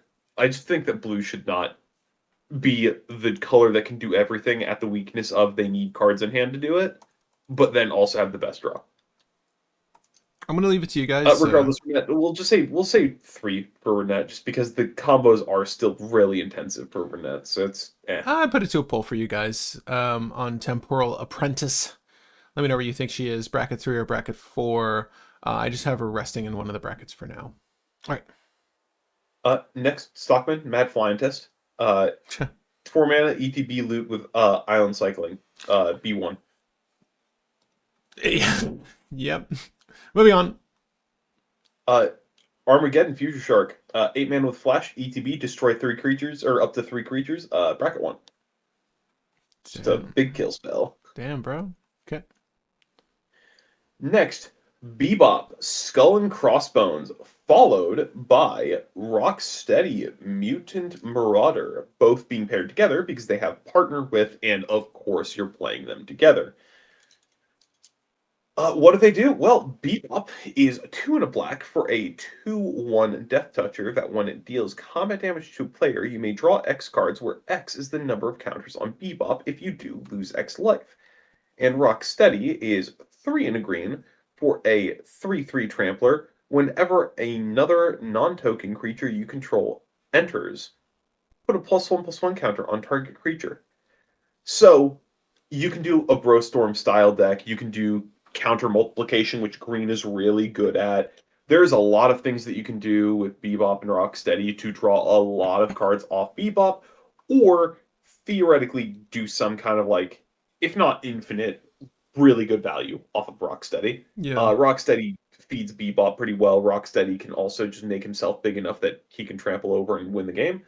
Bebop is the major lead in this deck, if anything, but that's just a really good draw outlet, honestly. Um, I kind of want to argue bracket 4 because there are so many counter doublers. Like, I'm not just talking about doubling season effects. There's so many things that just say like, oh, 1 in a green, put a +1/+1 counter on a creature you control and double the counters on it. And then Bebop has like 10 counters on himself, and he's drawing 10 cards every turn, and he's pulling a Katara. Yeah, dude. And yes, you're losing life, but you can give him lifelink. And It is really not that don't hard if you're forget drawing about that many the cards to give Bebop don't forget lifelink. about the foot chopper. The foot Yeah, chopper in this set. There's even more yeah, tech. There's even more tech for the list. yeah, I would say bracket 4 makes sense. I don't. This is doing a lot of good things between the two of them. yeah. Playing you draw creatures, you play creatures, get more counters on Bebop, which draws you more cards, which is going to be more creatures, so on and so forth. It's a self-fulfilling prophecy of good stuff. B4. It's very value centric, but like you just do Golgari combos in a really tight package that draws and buffs your commanders. So like commander damage is legitimate. Like you could win via that pretty easily, and then you're just getting draw every single turn. You probably put Bebop down first. Yeah, I like it. Uh, Bebop Warthog Warrior. It's part of the cycling cycle. B1 Yeah, let me find our rock steady really quick. should be in green. Rhino with a cowboy hat. Rhino with a cowboy hat. Brother, I don't immediately see him. Wait, wait, wait. What exactly does that image look like? The the latter half, I believe. Okay, it's not even a cowboy hat. It's like a sailor, a captain's hat or something. Oh, he's right there. He's right there. Okay. Yeah, I'm happy with Bebop and Rocksteady at 4. And Bebop Warthog Warrior at 1. Yep, it's just one of those legendaries that. Oh yeah, it's a pirate's hat, not a cowboy hat. You're right. No, you're good. You're good. Um, I see you guys are still talking about blue draw. I am happy for the conversation. I yeah, agree with that there is a fair amount of draw in blue still, but it's not as good. Obviously, Ristic is quite cracked, so it's yeah. probably the best It's draw engine in the game. So the simplest way that I have to put it is most of Green's 2 mana creature draw engines, which is pretty much all of them right now, will usually only draw 2, maybe 3 cards throughout the entire game, which when compared to Ristic Study drawing you like 15 cards throughout the entire game is very negligible. They're not bad. They're just not like the same degree as Ristic Study. And Mystic Remora, while also really good, is temporary. yeah, So Mystic Remora isn't really a great draw engine either.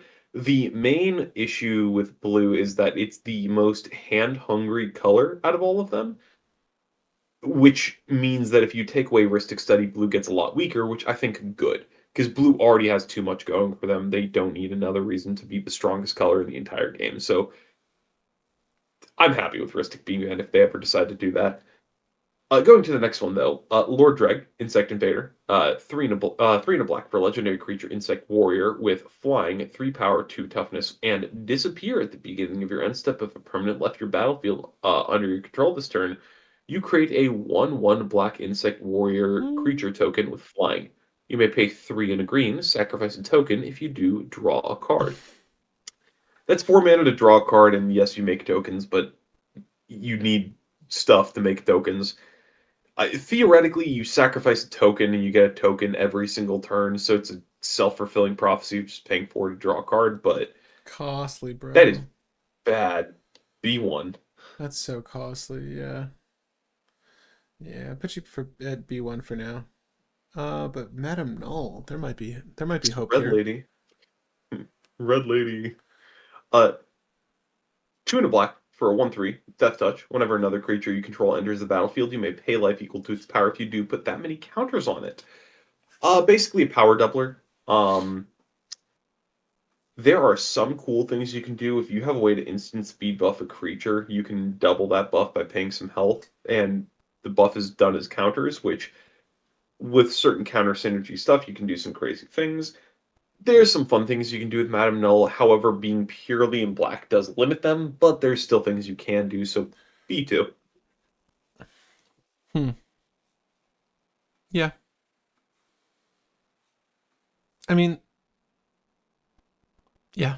It's fine. In the CZ specifically. Uruku Sakai. Saki, um, Shredder Rising, 2 and a black for a 3/1 with Sneak for 1 and a black. When this deals combat damage, draw a card and lose a life. Bracket 1. Yeah, it's just one of those cards. Hate to say. Next, Rat King Pale Piper. 3 and a black legendary creature rat avatar with 3 power, 3 toughness, and menace. Whenever Rat King or another non-token creature you control leaves the battlefield, you create a 1/1 rat creature token. You pay 2, sacrifice a token. If you do, draw a card. Now that's better mana value to draw a card. Yeah. Granted, you don't have green with this now, but that's still just significantly better draw. And having a sack outlet in the command zone does things in black, which are really good. And also, the first effect does lead to combos because if you have Phyrexian altars, Ashnod's altars, so on and so forth, like reassembling skeleton. If you have reassembling skeleton with the Rat King in play and Phyrexian altar, that's infinite death triggers. So there are things that you can do with this that do lead to combos, and that second effect does draw you cards, which hopefully leads to your combos. Well, doesn't Because of Ashnod? that, What's reassembling skeletons cost to bring it back from the a grave? Phyrexian altar, not Ashnod's altar. Um, Phyrexian, or sorry, reassembling skeleton is 1 and a black to play, and it's 1 and a black to reanimate, Okay. I Okay. believe. And it's just a 1/1. So the idea That's is that you sacrifice reassembling skeleton right. and the rat off of sacrificing reassembling skeleton to get back reassembling skeleton infinitely. Um, so there are combos here, and there is a draw as an option. And if you're playing like an aristocrats reanimator deck, you'll be able to make a lot of tokens, which will give you a lot of draw, which will kind of keep you going in the game. Because of that, I want to say like B4, he plays into a really good already pre-existing combo, and he gives or pre-existing strategy, and he gives you combos into it in addition to a draw engine. He's good. He's boring, but he's good. Is reassembling skeleton the best line of play? What else do we It's have? the one I know of. Forsaken Miner might be the better one, but Right. Forsaken Miner is kind of already its own thing. Gravecrawler doesn't care about this because there's no zombie involved. Yeah. Just trying to see if there's a way you can make Well, infinite mana and draw. uh, Because what is it? There's it makes the Void guy, the one that has warp you can pay from graveyard, it makes that a better combo line because if you have a Phyrexian altar, you have to pay 2 life to bring it back. mm, So you need two two blood artist triggers to net the life. So that gives you the life net that you need for that. you say bracket 4? Yeah, just less so for the ability to combo off of stuff like reassembling skeleton, and more so the fact that if you're playing Aristocrats Reanimator, which is already a pre-existing bracket 4 deck, even in mono black, uh, him giving you rats that you can sacrifice to draw cards just gives you another avenue to keep going in that deck, and giving you an avenue for a couple other combos is just decent. He just plays well into an already pre-existing bracket 4 deck. Yeah, I'm fine with him being bracket 4. Low, low, low, low, low. Bracket 4. Yeah, he's not the reason why that deck would be bracket 4. He's just there. He's along for the ride. Yeah. Next, Rat King, Verminster. One, a black legendary creature rat avatar that has disappear. Ooh. At the beginning of your end step, if a permanent left your battlefield under your control this turn, uh, create a 1/1 rat creature token, put a +1/+1 counter on the Rat King. You can tap and sacrifice 3 rats. If you do, return a target creature card and all other cards with that card's same name, uh, or same name as that card from your graveyard to your battlefield tapped. Really good Relentless Rats Commander. We built this on stream. It was a whole lot of fun. It was dumb rat things. I'm not sure if it's bracket 3 or bracket 4. It was fast enough that it's probably bracket 4, but I mean, it was like kind of glass cannon-y. we were doing a lot of damage. What, by turn 5, 6? Yeah, like we were threatening a win on like turn 6 or 7 or something like that. It's maybe like bracket 3, high bracket 3. Okay. I liked it though. It was very fun to build and play, and the strategy works pretty soundly. Savanti Remori times Exile. 3 black black for a 4/4 trampler at the beginning of combat on your turn. Put a +1/+1 counter on this and draw X cards and lose X life, where X the number of counters on this. Man, 5 mana Bebop is kind of trash. Bracket 1. Yeah. Play Bebop. Yeah. Mono black 5 mana Bebop. Kind of trash. I agree. Poor guy. He doesn't even get cool alt art. Anyways. Shark Shredder, Killer Clone. 2 black black legendary creatures, Shark Octopus Ninja with 4 power, 4 toughness, and sneak for 3 black black. First strike, whenever Shark Shredder deals combat damage to a player, put up to 1 target creature card from that player's graveyard onto the battlefield under your control. It enters tapped and attacking that player. Shark Shredder's just a good force your opponents to reanimate stuff effect. The issue is you need to find a way to mill good stuff in black, which is kind of difficult. It's better to put him in Demir. He's better than 99. And there's other mono black commanders that can reanimate stuff for you better, which usually it's your own stuff, which is kind of what makes it better and more predictable. Bracket 1. Seems fair. Seems fair. So I'm gonna do a cheap cut on this next one just for the sake of reading it faster. Shredder Shadowmaster, he has Myriad, but the tokens aren't legendary. And whenever this deals combat damage to a player, that player loses half of their life total rounded up. That Myriad thing was my cheap cut to kind of read through that card faster. Yeah. It's in the art. You get the idea. Yeah, 5 mana for 5/5 that when it that swings at everybody, and when it connects cuts their life total in half is like, it's kind of scary. No menace, no nothing like that. Yeah, it's You'd think that the shades he's creating are like gonna have shadow. yeah. I don't know. I mean, like, I understand why they didn't make it like really menacing like that, but Yeah, bracket 1. it's kind of, it is dope though. This would be a fun list to play, but yeah, like, you got to connect. It's not going to connect, guys. Yeah. Next, Shredder Unrelenting. 5 mana, sneak for 4, death touch when it enters or attacks. Another thing you control gets death touch. Bracket 1. Yeah. Any character selects in bracket 5? Crimson, yes. April and Leo, 5 color Leo. Yeah, would be bracket 5 so far. Yeah, because food chain. Because Leo gives infinite +1/+1 counters with food chain if you pair him with either Raphael or April O'Neil. Yeah. So Wooburg food chain. It's another deck. Shadow Clone Shredder. Yeah, pretty much. Splinter Hamatoyoshi. 1 black legendary creature, mutant ninja rat. 4 sneak in a black, or sneak for a black. Menace. Other ninjas you control have +1/+1. Neat. Don't build this ninja tribal. Bracket 1. Neat. There's a lot of rat ninjas though. Not that they need to be rats, but you know, there's a theme. Yeah, there's a theme for you. Splinter, the Mentor. 1 black legendary creature, mutant ninja rat. 2/2 with menace. Whenever Splinter or another non-token creature you control leaves the battlefield, create a 1/1 mutagen token. He also has character select partner. This gives you KCI combo lines. This also this simplifies KCI combo lines because if you sacrifice your Junk Diver, you're getting a Mutagen token that you can also sacrifice, which means that you're getting 4 mana off sacrificing your Junk Diver, meaning you're netting 1 off Junk Diver, meaning you can do the whole combo easier. If you pair this with Donatello, that means that sacrificing your Junk Diver is actually going to get you 6 mana, meaning that you're going to be getting a lot of mana very quickly with this. Mutagen tokens mean that you're going to have infinite +1/+1 counters on all of your creatures, and Junk Diver does whatever Junk Diver does as well. So, KCI Commander. It's a very good KCI Commander. With Donatello, you also just spam out mutagens, and then you do all of the Urza stuff that we talked about with that one April O'Neil. This is just faster and requires more hoops to jump through to make it work.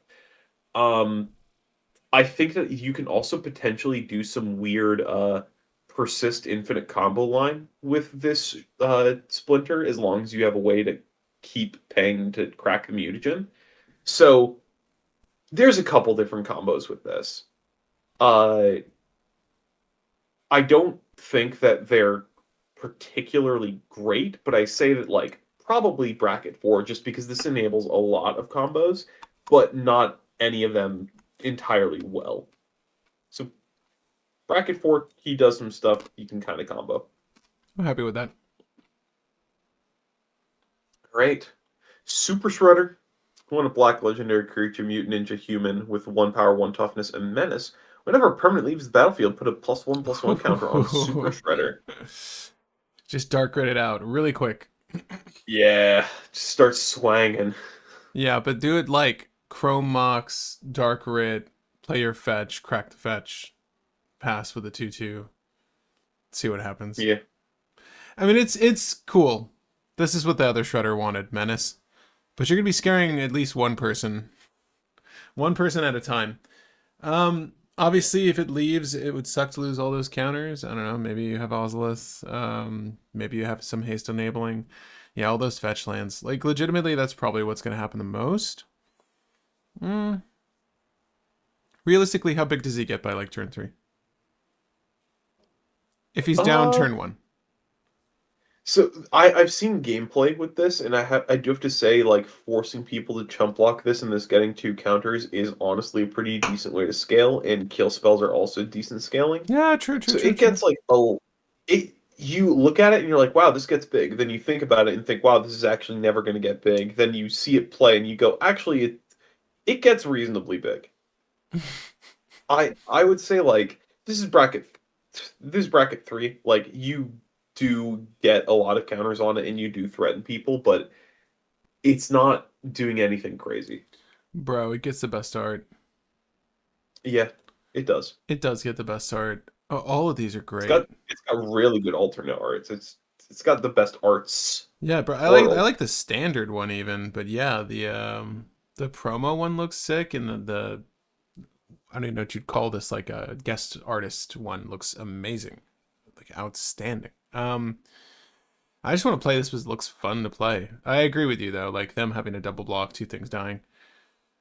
Ray Fillet Wave Warrior is really good, right? Yeah, I think we put him in bracket 3. I think he's like consistent. Super Shredder. It's just like Toski with a slight hoop to jump through. Speaking of bracket Super 3, Shredder, is Super Shredder bracket 3? I mean, it has a clear. maybe I feel like bracket 2 just because Voltron's inherently kind of bad. Menachem though. I know. No, it's. I don't know with this guy, man. I would like to build it though and see like what you can do with it. If you want to talk about Voltron that's like a little bit better, we do have Casey Jones Asphalt Hooligan, which I feel like probably does what Super Shredder does better. Crimson says Ray Fillet in 3, not 4. Yeah. Yeah. It's just draw. There's better draw. It's just Qatar is better draw. Yeah. It's Toski that costs 1 less but extra hoops to jump through. It's fine. Like it's not insane, but it's not bad. Do you know who's real fun? It does work. Next we got Casey Jones Asphalt Hooligan though. He's pretty good. 2 in a red for a 2/2, double strike. Pay 4. Casey Jones power doubles until the end of the turn, and any player may activate this ability. Yeah, you can just say we don't like this guy. This guy just played 3 pieces of fast mana. Let's kill him, and then everybody at the table pays the mana to just jump a guy. Um, Pretty good. This feels like a more politically driven version of Slicer, where you have to like actually talk it out with people, but it does what Slicer does better. Like this is debatably better Slicer because you never have to give up your commander or risk something stupid happening. It's just, hey, can we kill this guy? Okay, cool. We killed this guy. Yeah, yeah, yeah. You don't double his defense. So like if they block, like, you know, I think Casey's it's done. double strike. Oh yeah. Well, I mean, what your first hit, your first strike damage will hopefully be enough. Your 8 first strike damage. Probably enough to kill most things. Is it 8 though? You agree to pay for, somebody else agrees to pay for. No one's gonna agree to pay for. I man, I don't know. Where do you see this guy? Uh, I'd say like bracket 4. I don't think bracket 5, but just by the fact that you play him and the game is immediately changed, and at any point you can just say like, "Hey, he did something that's really scary. I have a buff trample spell in my hand. Can you just hold up 4 mana so we can kill this guy?" And then you do that, and the scariest player's knocked out. And then next turn you make it the same deal again, and now it's a 1v1. You could do some gross stuff with Casey. Needs 3 activations to kill. It feels like high costed, bro. I would maybe Needs say three like activations to kill unless you have a buff. I'm kind of putting him in, but yeah, then like you pay for the buff and you pay for this. I'm not Yeah, gonna but it's like rely. 1 mana, 2 mana. So, can I say bracket 3 with Casey?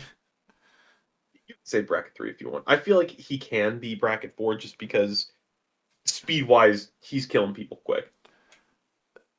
Yeah, here I'll leave it up to a vote as well. We can move on to the next Casey Jones though.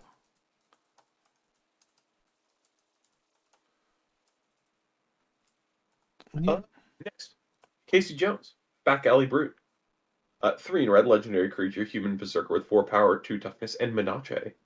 oh Whenever Casey Jones attacks, put a +1/+1 counter on target attacking creature. Whenever you put one or more +1/+1 counters on a creature you control, Casey Jones deals that much damage to an opponent, or to target opponent.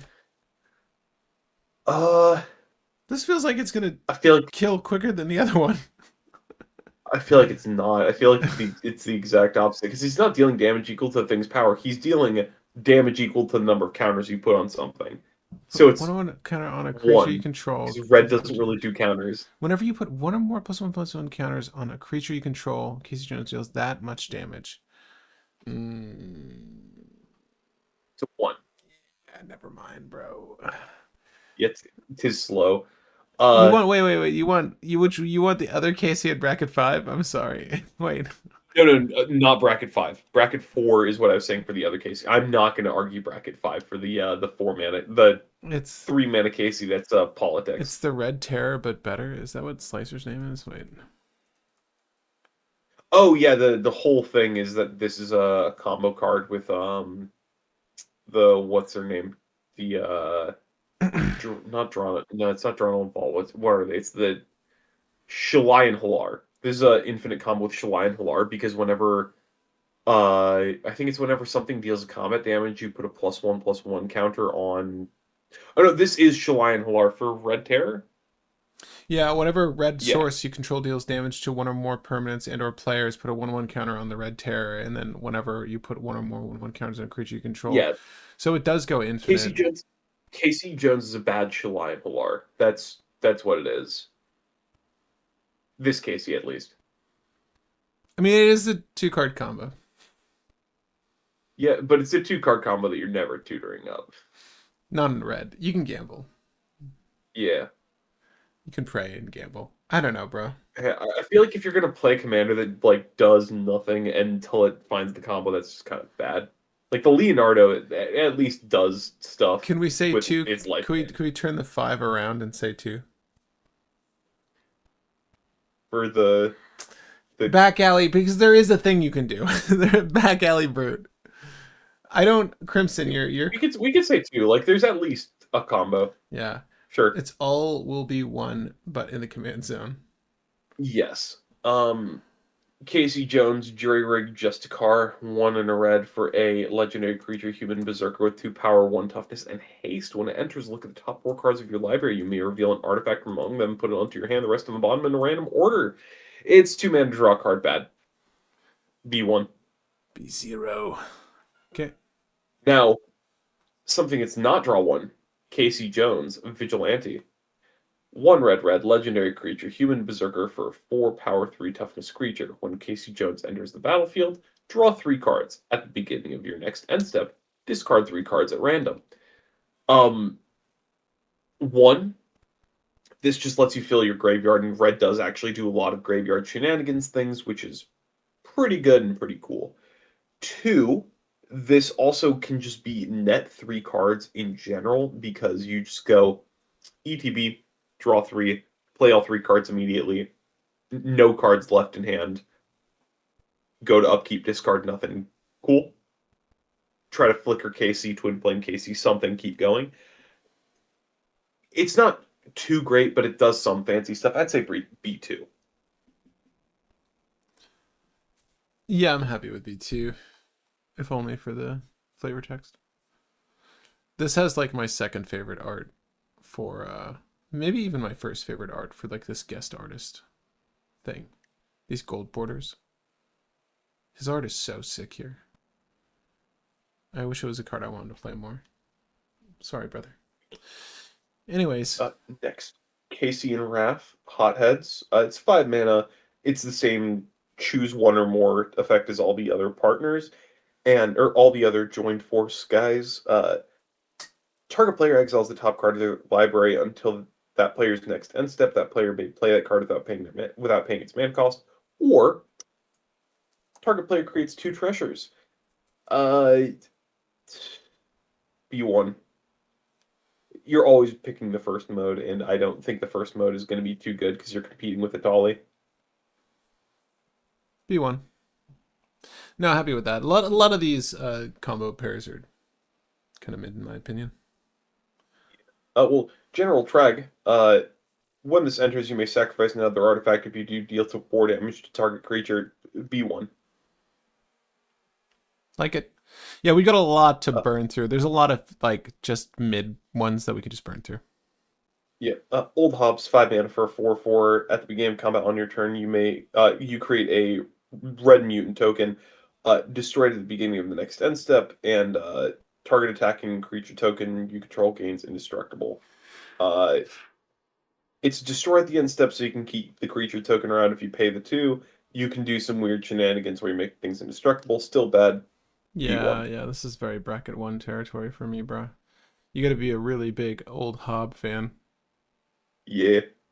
Raphael, most attitude, 4 mana for a 4/3 menace, alliance. Whenever a creature you control enters, exile the top card of your library. Whenever Raph attacks until the end of your turn, you may play a card exiled with Raphael. You can dig pretty deep pretty quickly with this Raphael. The only issue is you can't play the cards you exile with this Raphael until you attack. And if Raphael dies on the attack, then he's not on the board anymore, meaning the ability to play the cards from exile isn't there anymore. So you have to find a way to attack with Raphael, have him survive the attack after playing all those creatures to fill up your board and trigger Alliance a whole bunch of times. That is a lot of hoops to jump through just to draw some extra cards, bracket 1. Yeah. Bracket 1 for sure. Yeah, no, I'm not into it. There's better. Well, Raphael Ninja Destroyer, Oh, play a 4 mana card, for a just one per attack. You may play a card from exile. A card. Yeah. Ninja Destroyer, 4 mana for a 4/4, must be blocked if able. When Raphael's dealt damage, you make that much red mana that does not leave as steps and phases end. Ooh. Uh, there's funny stuff you can do with Blasphemous Act, but all in all, this is just going to be like 1 or 2 extra mana a turn. He's just a dork in the command zone. Uh, I don't know, bro. Didn't we get a better mana producing commander recently? we have Neheb. He's Yeah. competing for Neheb as a 4 mana producer. Neheb just does it better. Bracket 1. Ninja Destroyer. Sorry, bruh. Sorry, bruh. Uh, Next, Tag Team Tough guy. Or sorry, Tag Team Tough. 6 mana for a 5/6 menace. When this deals combat damage to a player for the first time each turn, untap all attacking creatures. After this combat phase, there is an additional combat phase. This is bad Godo. Bracket 1. Give Raph Indestructible, then Pyrohemia. You could. Other Raph. Other Raph. Yeah, the Ninja Destroyer, yeah. It's I still don't like it. that is such an intensive combo. That's not even For worth it. mono It's a red. two-card combo that you can search for one of the cards, but you can't really search for the other card outside of Gamble. And then the cards feel kind of useless until you get, well, the Indestructible doesn't feel useless until you get there, but the Pyrohemia kind of feels bad. Yeah, Wolf, I agree with you. There are characters that just exist in this world that we didn't get that could have had legendaries. Instead, they're pushing the main characters multiple times over. I'm assuming that's why people buy these sets because they want to collect. I think they're thinking about collectors that just want to like get every Raphael, get every Leonardo or whatever. Maybe that'll Yeah. push sales. I'm it's a marketing decision, less so something for the fans, which kind of sucks. Raphael the Muscle, though. 5 mana for a 4/4 that says double the damage dealt by creatures you control with counters on them. And ETB make Mutagen token. And it has a partner character select. Um, Bracket 5, just because it's one of the other two guys that lets Leo food chain off. April is probably better just because by the odd chance you might be able to investigate and draw cards. I don't think Raphael's doing anything outside of the combo, so it's the worst of the two, but he lets you do things for other decks, so he's worth just keeping on 5 because he's already just a good combo piece with Leo. So you have the muscle at 5. Got the I muscle at 5 because it works with the one Leo. Do you have a preference between the balance with April or Raph? April's better. Raph is the reason why April's better is just because if you run changelings, April actually does something, whereas Raph never really does anything outside of the combo. Yeah, does that put Raph lower? Yeah, we could say Raph before if we Yeah, really wanted. yeah. If I would just make the distinction, yeah, yeah, yeah. I like April more as well, so I'm happy to move it around. Next, Raphael Night Watcher, 4 mana, sneak for 3. Attacking creatures you control have double strike. Cool aggro effect, but mass double strike isn't really anything too relevant. So E1. Mass double strike. Mass double strike would have been good with one of our other legendaries there. Yeah, Shredder. indeed. Yeah. Uh, Raphael Tough Turtle, 1 red for 1/3 Alliance. Whenever another creature you control enters, Raphael deals 1 damage to target opponent. Wow. Pretty sure this was literally a non-legendary card with different creature types, and they just painted over it. So I mean, is this like a? Do we have a keen sense or curiosity or something in? there's one in red, and it's Impulse Draw. It's an enchantment that just says non-creature combat damage. You do Impulse Draws. You that many cards. Yeah, I like the other Raph in the 99 for sure. I kind of like this in the 99 as well, but not over anything that pre-exists. Yeah, the main use of this is give infect and then do the thing, but that's just grafted exoskeleton. Bruh, B1. yeah, another B1. God, all the Raphs are getting tossed to the I side here. know. Slash Reptile Rampager, 5 mana for a legendary turtle mutant berserker. Alliance, whenever another creature you control enters, deal 2 damage to each opponent. Look at that, it's the better version of that Raphael, but it is double the mana, Yeah, so yeah, it yeah. better be. When this attacks, you create a 2/2 mutant token. Um, it's Perforos. It's Perforos, but it can attack to make creature tokens. Uh, Perforos is better, but I will say that this at least generates creatures to deal more damage, and also it has significantly higher attack than it's also a Perforos, I think. 7/5. So Like 7/5, that's 3 swings and you're out. I mean, yeah, it's kind of I'd legit. say like we can say like B2 on this one at the very least. It at least does Yeah. something. No, I mean, what's the if Perforos in the CZ? It's obviously a little bit more protected because of its effects, but yeah, I know I'm fine with two. Like, was Perforos as its own commander ever better than B2 itself, or is it B3 tops? People don't even really do Perforos as its own commander. It's Perforos In the 99. doing other things usually. Yeah. Yeah. Yeah, I'm cool with it in two. It'll do things. Hestra, Dame of Games, 1 in a red, legendary creature, elemental illusion with 1 power and 3 toughness. Pay 2 in a red, sacrifice an artifact, or tap and sacrifice an artifact. Create a token that's a copy of another creature you control, except it isn't a legendary, gains haste, and it's sacrificed at the beginning of the next end step. It's a Kiki Jiki that can copy legendaries. What is the best way that you can abuse that? There is not really any way to really abuse that, especially as a commander, because usually the legendary creature you want to copy is your commander. So, B1. Yeah. Yeah, enjoying the art. Play the Boris Clown instead of this. The master is salivating. Not true. But, eh. By itself, it's okay. Yeah, this in the 99 of the master is good enough. Um, Unsupervised. Taka and Razar, unsupervised, 2 in a red for a 3/3. It has first strike whenever another non-token creature you control leaves the battlefield. Put a +1/+1 counter on this. Trigger this only once each turn. Eey. And Uh create a treasure token. So, oh, and create a treasure token. eh, once each turn is Bracket one. kind of, yeah. It's a bad dork. Yeah. Yeah. Yeah. I mean, yeah.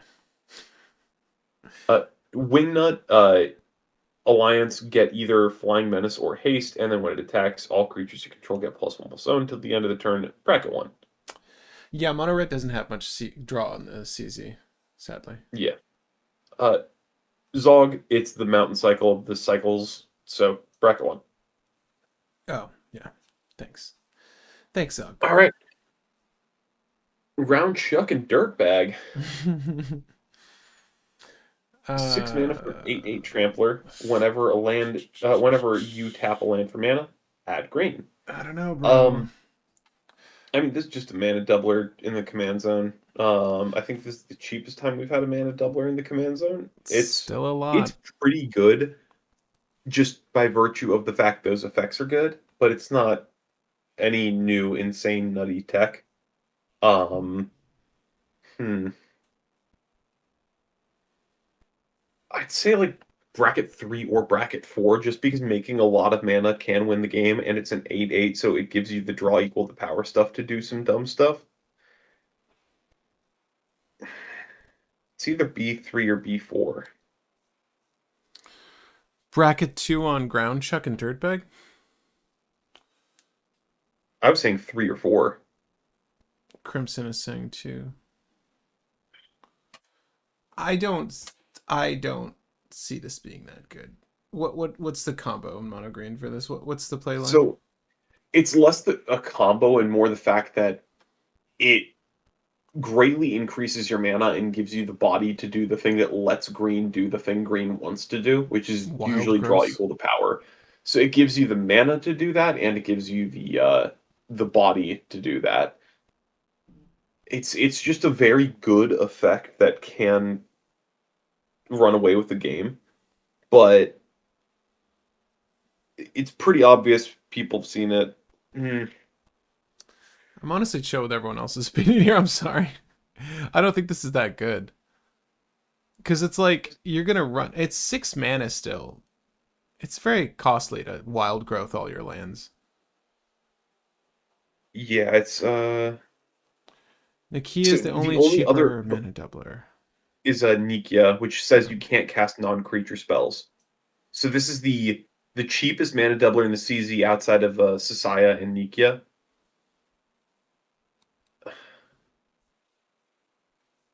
I'm with the clan, bro. Like You want I've to? seen people use this card. It's done ridiculous work in the command zone. How I feel about like how about high high bracket 2, low bracket 3, somewhere in there. Let's put it just on bracket 3. I think it's fair to put it on bracket 3, but we can say it's low bracket 3. I'm gonna put ground chuck and dirt bag to a poll. You guys clearly have an opinion. Um, chuck and dirt bag. It yeah, the thing of like ground chucking. So let me pitch the reason why I'm defending it so fervently. Before I start this poll, It tur sure. Yeah, it's turn 1 land, turn 2 land rampant growth, turn 3 land explosive vegetation, turn 4 ground chuck and dirt bag, play land rampant growth again, turn 5 16 mana to play with an 8/8 on board, meaning that you're probably drawing upwards of 24 cards in one go, or drawing like 16 cards and then ramping even further to do really dumb stuff. It just gets out of control rather quickly. Go leave it to you guys. Please vote. All right, moving Uh, on. Second green card. Next, Leatherhead, Iron Gator, 7 mana for a 5/5, trample haste, when it attacks, put 2+1/+1 counters on each creature you control. That's a lot. Uh, Uh, yeah, 7 mana is a lot, it's but double 2 counters every turn is also kind of a lot, but yeah. we have other effects that do similar, but like half the counters, but honestly, 7 is a lot. We need a ground chuck and dirt bag that. I'm gonna put it in Yeah, bracket 1 because plus one agreed. counters doesn't shape the game. Sorry, Uh, not in mono green Leatherhead. in a meaningful way. Next is Leatherhead Swamp Striker. 4 mana for a 5/4 Trampler that says ETB. Get a hexproof counter on her. Whenever Leatherhead deals combat damage to a player, you may remove a counter from her, and if you do, destroy an artifact or enchantment that player controls. Um, I will say, do +1/+1 counter stuff, and then you're just constantly popping artifacts and enchantments on people's boards, which is not too bad, but not super nuts. Bracket 2. It's just a way to turn counters into removal constantly. It has like a game plan of just resource shredding. Yeah, yeah. I like this. Deals content. Yeah. You need the counter manipulation. It's obviously not inbuilt, and you want to keep the hexproof counter, so Yep. it's not bad. Finally getting to the Michelangelos. 3 mana, disappear, put a +1/+1 counter on Michelangelo, bracket 1. Yeah. Michelangelo, improviser, 4 mana, and sneak for 4 mana. When Michelangelo deals damage to a player, you may put a creature card and or land card from your hand onto the battlefield. Weird Elvish Mystic, but then people can block this as well. There's a different Elvish Mystic commander I think we did a deck on at some point, and that did really well, but it didn't need to connect. You just paid 1 and tapped it to Elvish Piper, not Elvish Mystic, sorry. Um, Play the other one. Play the one that's just pay 1 mana and tap it to put a creature from your hand into play. This is inconsistent because eventually people will be able to block it. B1. B1. Michelangelo, Mutant BFF. 4 mana. Each creature you control with a counter on it can't be blocked by more than one creature, so it makes everything a duelist. And Michelangelo enters or attacks, you get a Mutagen token, which is going to put counters on your creatures, meaning that they can't be blocked by more than one thing. Pretty cool evasion, and like getting a counter on something every turn is some level of utility, but B1 because that's still not a lot. Yeah, no, I don't disagree. Michelangelo on the scene, 6 mana. For 2/2 trampler. When it enters, put a +1/+1 counter on for each land you control. When he Ooh, dies, return this card to your hand. ooh. Uh, this does basically what Sandman does, but like bad. Just play Sandman. Yeah, no, that's good. It's a lot of mana. Wish it had haste. It's okay. You'd think of that on that scooter, you'd have haste. Michelangelo, the Heart. He is the other partner. He's the other partner card, the final one, and he's the worst of the bunch in my opinion. At the beginning of your second main phase, if you attack, put a +1/+1 counter on a creature, and you make a food token. This does grind value with Leonardo. This does let you put counters on specific things for random decks that care about putting counters on specific things. This makes a token, which is good with Donatello. Bracket 1. It does like the worst things for each of the commanders. It just doesn't do enough for The fact that it's partner probably makes it bracket 2, but by itself, it does not do anything relevant, and it does not work with the other partners well enough that it does anything notable. If you wanted to play green, you just play Leonardo. So, bracket 1. Yeah, I agreed. It's okay. Uh, I will say points for the flavor text of giving Michelangelo a raid ability called Raid the Fridge. I mean, yeah. Props. Uh, Going to a different one though. Michelangelo weirdness to 11. 2 mana ETB get a mutagen token, and then Hardened Scales is a commander. Uh, I like this actually. yeah, there's some cool things you can do. I think we have the same thing on 3 for like 2 other different possible commanders, but having it on 2 just kind of helps with the curve a little bit better. And the mutagen token also just makes it so that you can buff him immediately or buff something else immediately. Bracket 2, you can do stuff here. Yeah. Yeah. Bracket 2. I mean, I put in bracket 1 by accident, but it is a bracket 2 commander. I feel like Hardened Scales in the CZ is kind of nice, and it's obviously making the tokens that generate the scales only on ETB. There's no flicker in mono green, so you're just going to leverage that the one time, but, take what you get. Next, Mikey and Mona. We're just going to go over the effects because that's all that matters for these joint cards. Uh, Put 2 counters on a creature, or return a creature or land card from your graveyard to your hand. Bracket 1. No one cares. Damn. Yeah, no, I agree. Next, Mona Lisa. Ever adaptable. Whenever a player casts a creature, you get a mutagen token. Same thing as April O'Neil, except people aren't going to be casting as many creatures, and green does not have as many ways to abuse mutagen tokens. We do have the one background commander that lets you tap tokens to make mana. Eh, It's it's worst April, bro. fine. Yeah, it's worse April. It's fine, but it's not great. I mean, How? it's in the color with the power equals draw, but cast a creature Yeah. spell, like you're not gonna generate as many mutagen tokens. Theoretically, you use a Jahira, I think is her name, the one that's tap tokens to make mana. You use Jahira and all the when a creature enters or when you cast a creature draw effects to draw through your deck by just vomiting out 1-drops. That's probably the best thing you can do with Mona, but that's so many pieces to actually do it, and Mona would be better in the 99 for that game plan instead of in the command zone. Bracket 1. Yeah, yeah, Okay. yeah, yeah, yeah. We can go with that. I mean, it's like I feel like you put it in bracket 2 as well, but it's not bad. Like power matters. At least it's playing to its strengths in green with the mutagen token. So all you gotta do is Yeah, rely on people to cast creatures, and like that includes you. But by the time you get her out, like, do you really want to just be playing dorks into this? Not really. yeah. Nah, it's fine. I still feel like 2-ish, but it's not very good. We can get away with 2 just because the mutagen tokens do more in green than they do in blue because of counter manipulation. Yeah, and then you leverage that obviously for like greater good effects and stuff. So Yeah. it's not bad. You'll have a full Uh, hand. What you're doing, God only knows. Okay. Mona Lisa Science Geek, 3 mana for a 1/3 reacher that taps to make mana equal to her power. Play Savala, bracket 1. Can't play a real Am I, commander. yeah, am I wrong? Um, No, she has reach though. That's legit.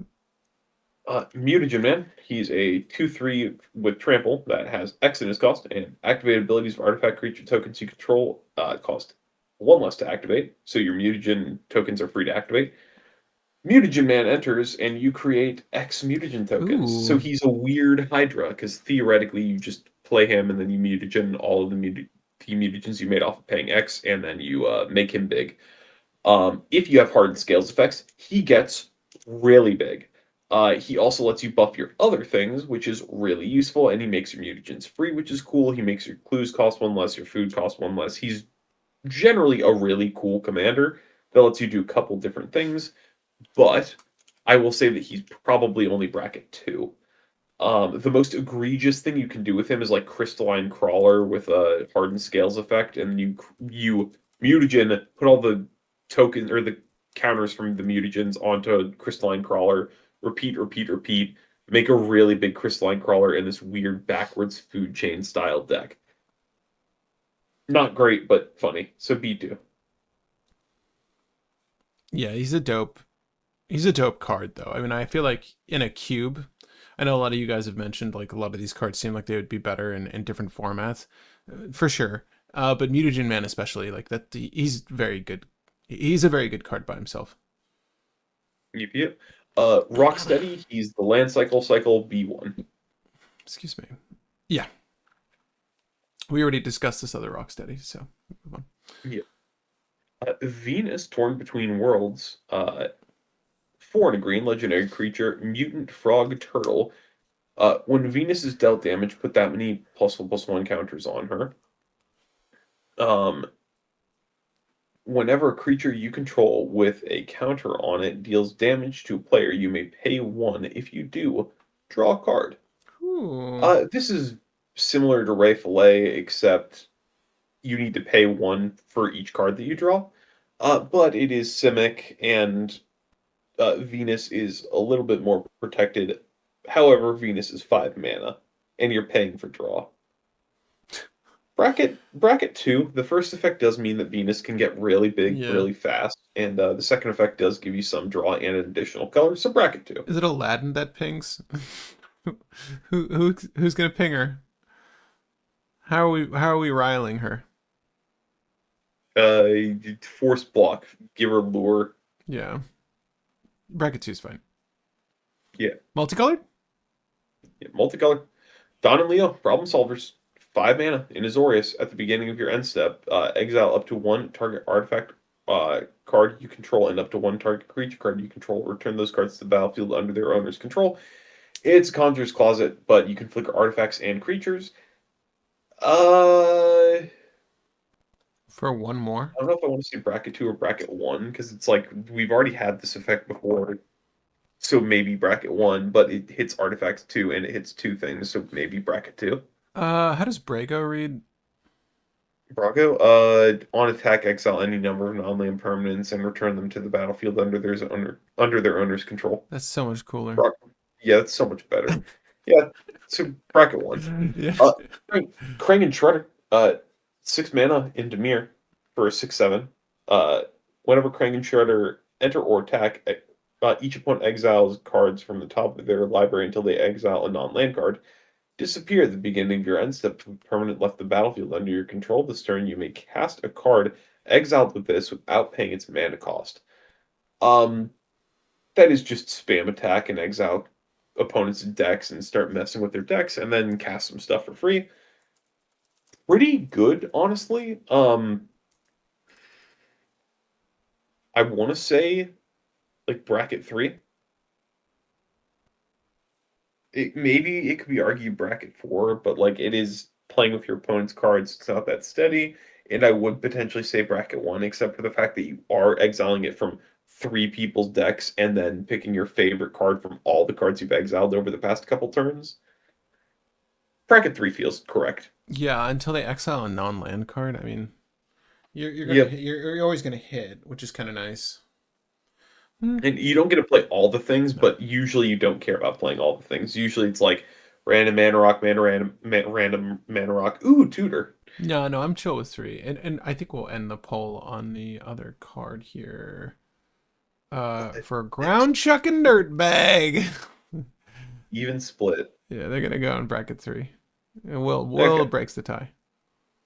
Uh, Talk on Ra's Terrible Twos, Rakdos, legendary creature, Turtle Wolf Mutant. Can't be countered. Menace. Whenever a player casts a spell, if the amount of mana spent to cast it is less than the mana value of the spell, then deal 3 damage to that player. If you cost reduce anything, you take 3. Or if you like Funny bracket. alternatively cast like a Force of Will or something.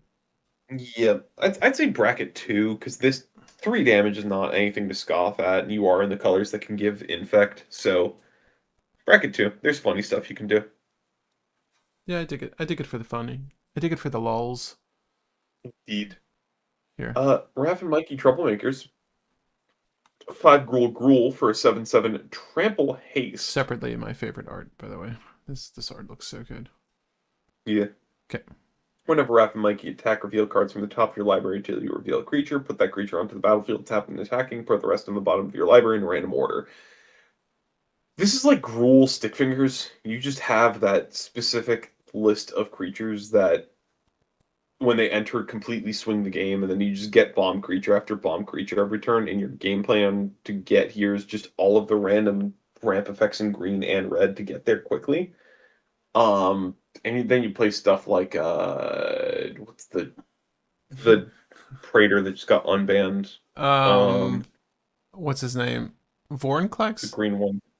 Vorinclex, yeah, you get stuff like Yeah. Vorinclex to just mess with people's mana, or Voidwin, or so on. It's Raph and Mikey can do a lot. You just need to get 7 mana without having any dorks in your deck, and then you just start doing very very annoying things. It's like weird Winota, but it's greedy Winota instead of it's greedy Winota instead of like balance Winota.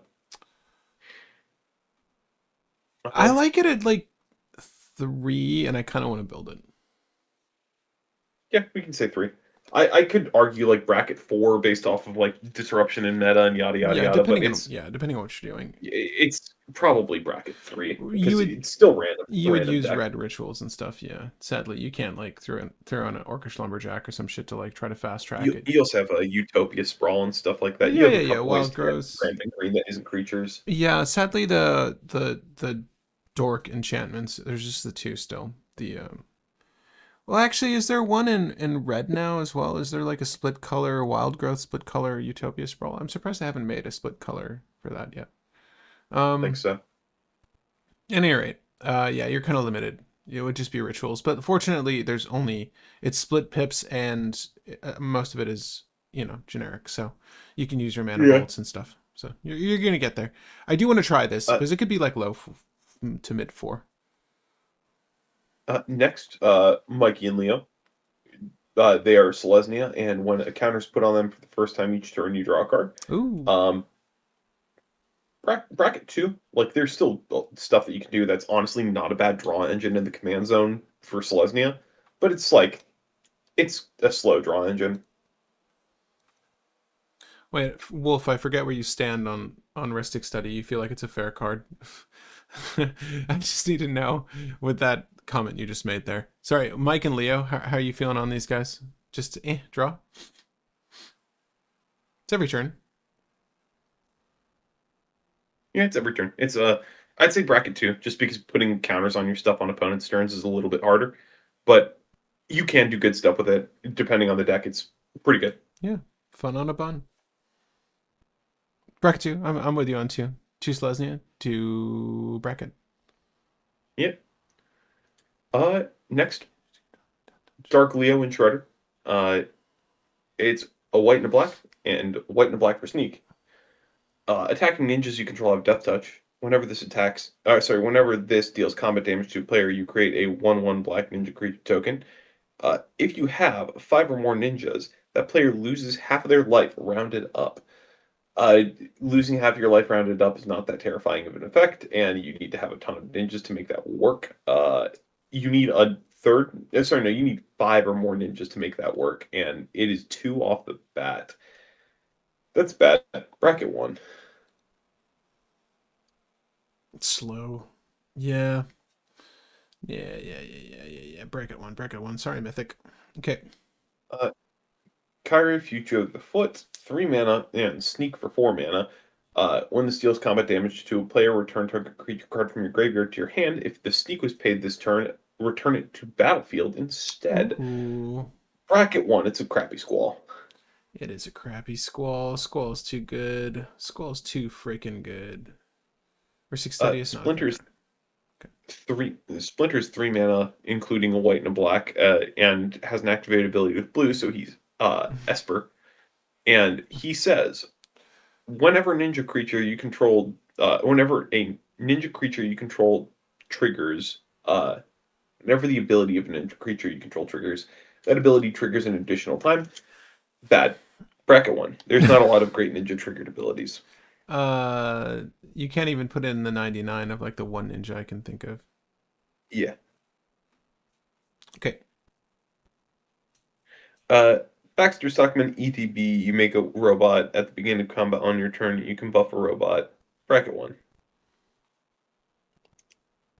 Yeah. Sorry. Had to do a double take. I was reading his flavor Yeah. text. Yeah, it's okay. Pretty mid. Dan and Raph, Hard Science. 1. Is it for a legendary creature, Mutant Ninja Turtle with 2 power and 4 toughness and menace. When this attacks, your next non-creature spell costs less, or the next non-creature spell you cast this turn has affinity for artifacts. Um, Pretty good. You can do some big dumb effects. You can do X cost spells. There's a lot of ways that you can abuse this card to either draw a lot or like get a giant spell out that lets you win the game. Um, you can make an artifact that costs super less or significantly less. You can make a polymorph cost less. You can make an X spell cost less. There's a lot of things that you can do with this to get a big spell out very, very quickly. Uh, I kind of want to say bracket 5 for this only because you can get them out on like turn 1 if you get a good enough mana setup. And then on turn 2, you functionally have like 6 mana to play with. And it's assuming you didn't play more artifacts, which will just increase the amount of mana that you have. It is a good chunk of ramp. Probably closer to bracket 4 than bracket 5, but giving stuff affinity is good. Um, yeah. Yeah. It's a really unique effect. I mean, what are you choosing? What's the best spell you can cast? Like, what are you trying to do? What's the dream scenario for this deck? Because like literally, you could very quickly pyretic ritual this out, and then like, what's your hand next turn look like? Yeah. Uh, I was thinking like a polymorph, and then if you just have fast mana, you make infinite mana and do the Hullbreak Horror things. Well, But you could also just do draw X spells. I think the bracket 4 way to do this is X cost spells. I'm happy with B4 until proven otherwise. Yeah. Next, Bebop and Rock Steady. They are 3 mana for Gruul, and when they attack or block, you either sacrifice a permanent or discard a card. Wow. Uh, this is a Hulk deck. However, we have Hulk commanders that do the same thing, but with white in their color as well, or red in their color, or blue in their color. This is just a color stripped but better statted version of a Hulk commander. B1. Yeah, Hulk's not even that prevalent, so we're moving on. Yeah. Next, Pizza Face, Gastromancer. Mm. 5 mana. When it enters, you make a food. Disappear at the beginning of your end step, permanent left the battlefield. You put 3+1/+1 counters on a creature, or on artifact or creature you control. If it isn't a creature, it becomes a 0/0 mutant creature in addition to its other types. You can pay 10 mana, tap this, and sacrifice it to gain 15 life. It's 5 food and 1. Um, Damn. there's a combo you can do with this, but it's just kind of a worse Donatello, the mono blue Donatello that does the same thing by tapping. So bracket 1. What's the Maybe combo? bracket 2, but primarily bracket 1.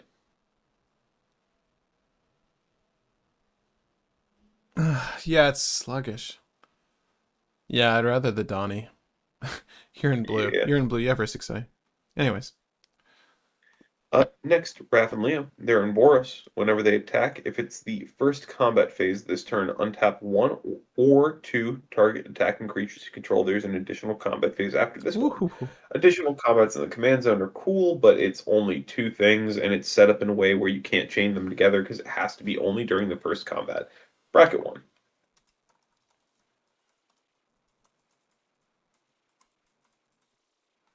I agree. I yeah. It's not a very well. Yeah, yeah. The buck stops as soon as you do it the one time. Yeah. We want infinite. The neutrinos.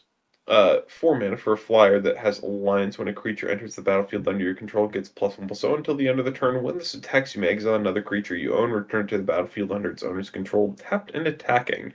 That is own, not control, which is really good for random donate decks where you just exchange control of stuff because you can steal it back. However, there's not a lot of stuff that does that in your colors, so I'm going to say B1. It's pretty bad. Yeah, no, yeah, what, the fire breathing? Nah, that's pretty bad. Yes, bro. Simic for a 1/3 trampler that says when this or another mutant you control enters, you get a mutagen. Bracket 1, that's bad. Sorry, give me 1 second. Uh, yeah, frog mutant. No, there's better ways to get mutagen tokens. Next, Mikey and Donnie. They're 4 mana for a 3/3 with Ward 2. You may look at the top card of your library at any time, and you may play lands, cast mutants, or ninjas, or turtles from among spells on the top of your library. If a creature is cast this way, it enters with an additional +1/+1 counter. The main utility of this is that you can play lands from the top of your library. Cheeky. And changelings. Uh, Bracket 2. I You mean, have you commanders that could, do similar things. yeah. I mean, The you could. only Sorry, you can definitely build around this. It's not horrible. That's a lot of like things you can hit. Ninjas is maybe relevant. I don't know about mutants and turtles. Well, those are relevant purely by changeling. It's primarily like you can play changelings off the top, Sure, and ninjas with you can flash. play lands off the top. And I think playing lands off the top is the major thing because you can guarantee you hit valuable hits. Yeah. All right, last two. Heroes in Half Shell. It is Wooburg for a legendary creature, Mutant Ninja Turtle with 5 power, 5 toughness, vigilance, menace, trample, and haste. Whenever one or more ninjas, mutants, and/or turtles you control deal combat damage to a player, you put a +1/+1 counter on each of those creatures and draw a card. It's Wooburg. You draw an extra card every turn, and you can buff up some of your stuff. Usually, you're not going to buff up any of your stuff. You're just drawing a card every turn. Bracket 1. Damn, bro. If you want to play Wooburg Draw Commander, play that one weird Wooburg Omnath that lets you float black mana indefinitely. Yeah, I like that one better. Finally, Krang, Utron Warlord, 9 mana for a 9/9 with Flying, Trample, Indestructible, and Haste.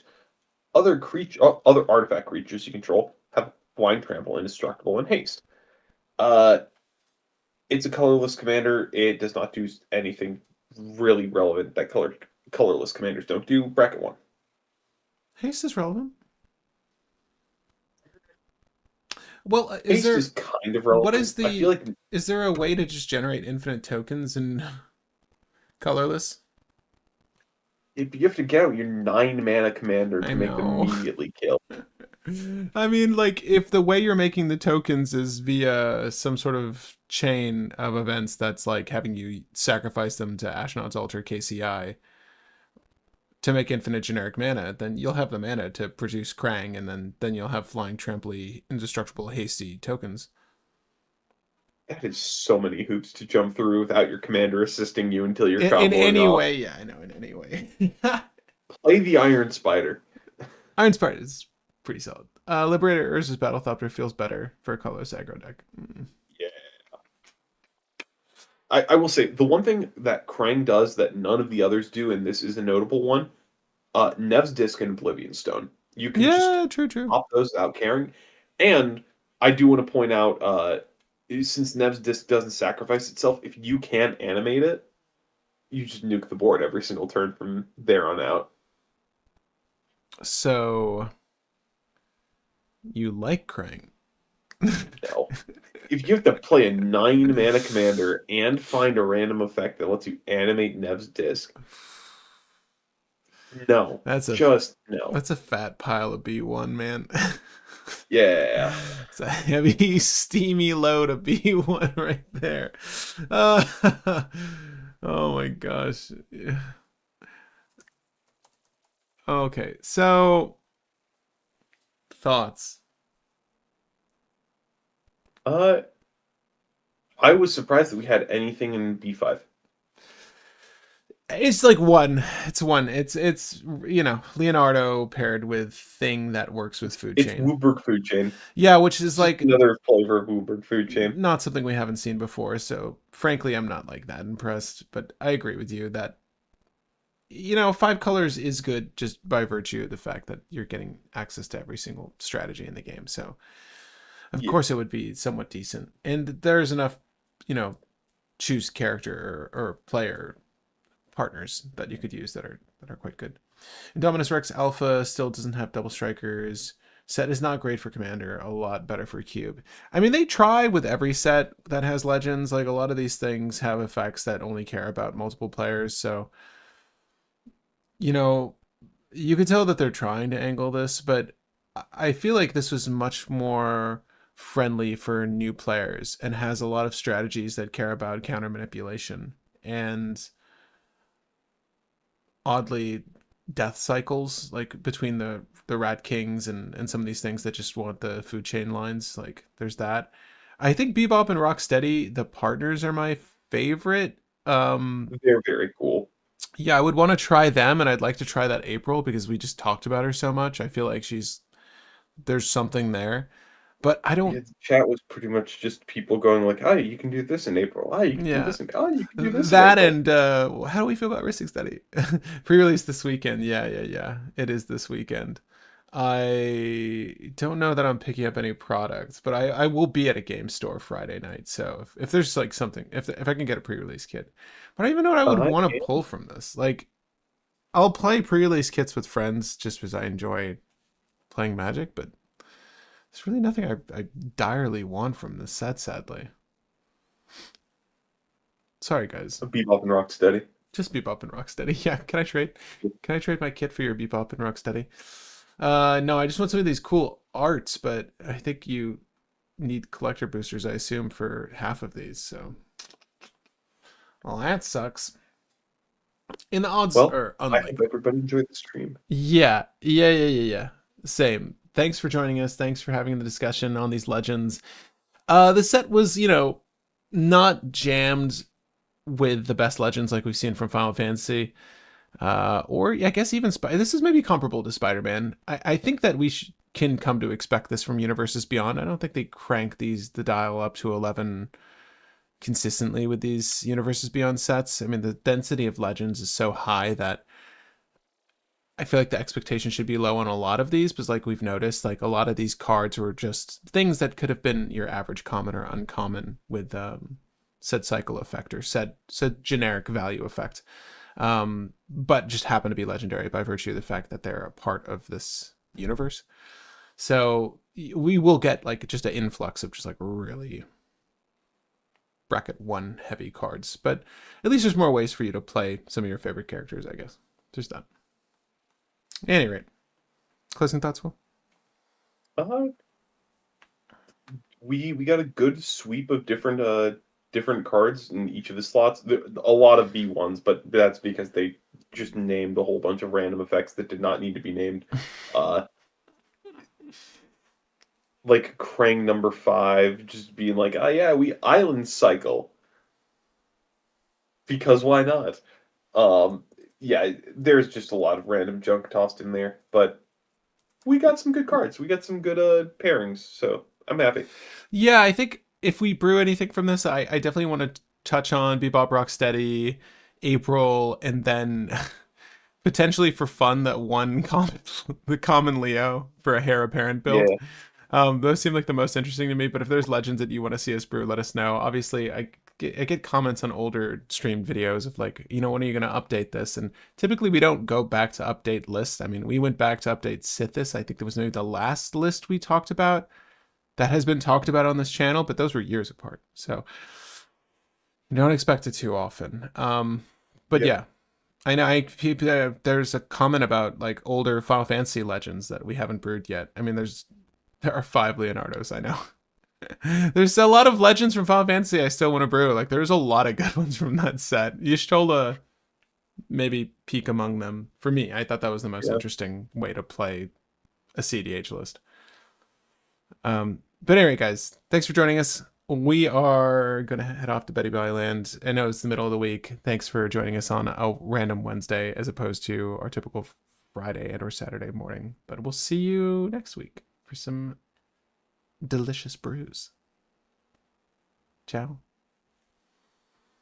Cowabunga, dudes. Cowabunga indeed.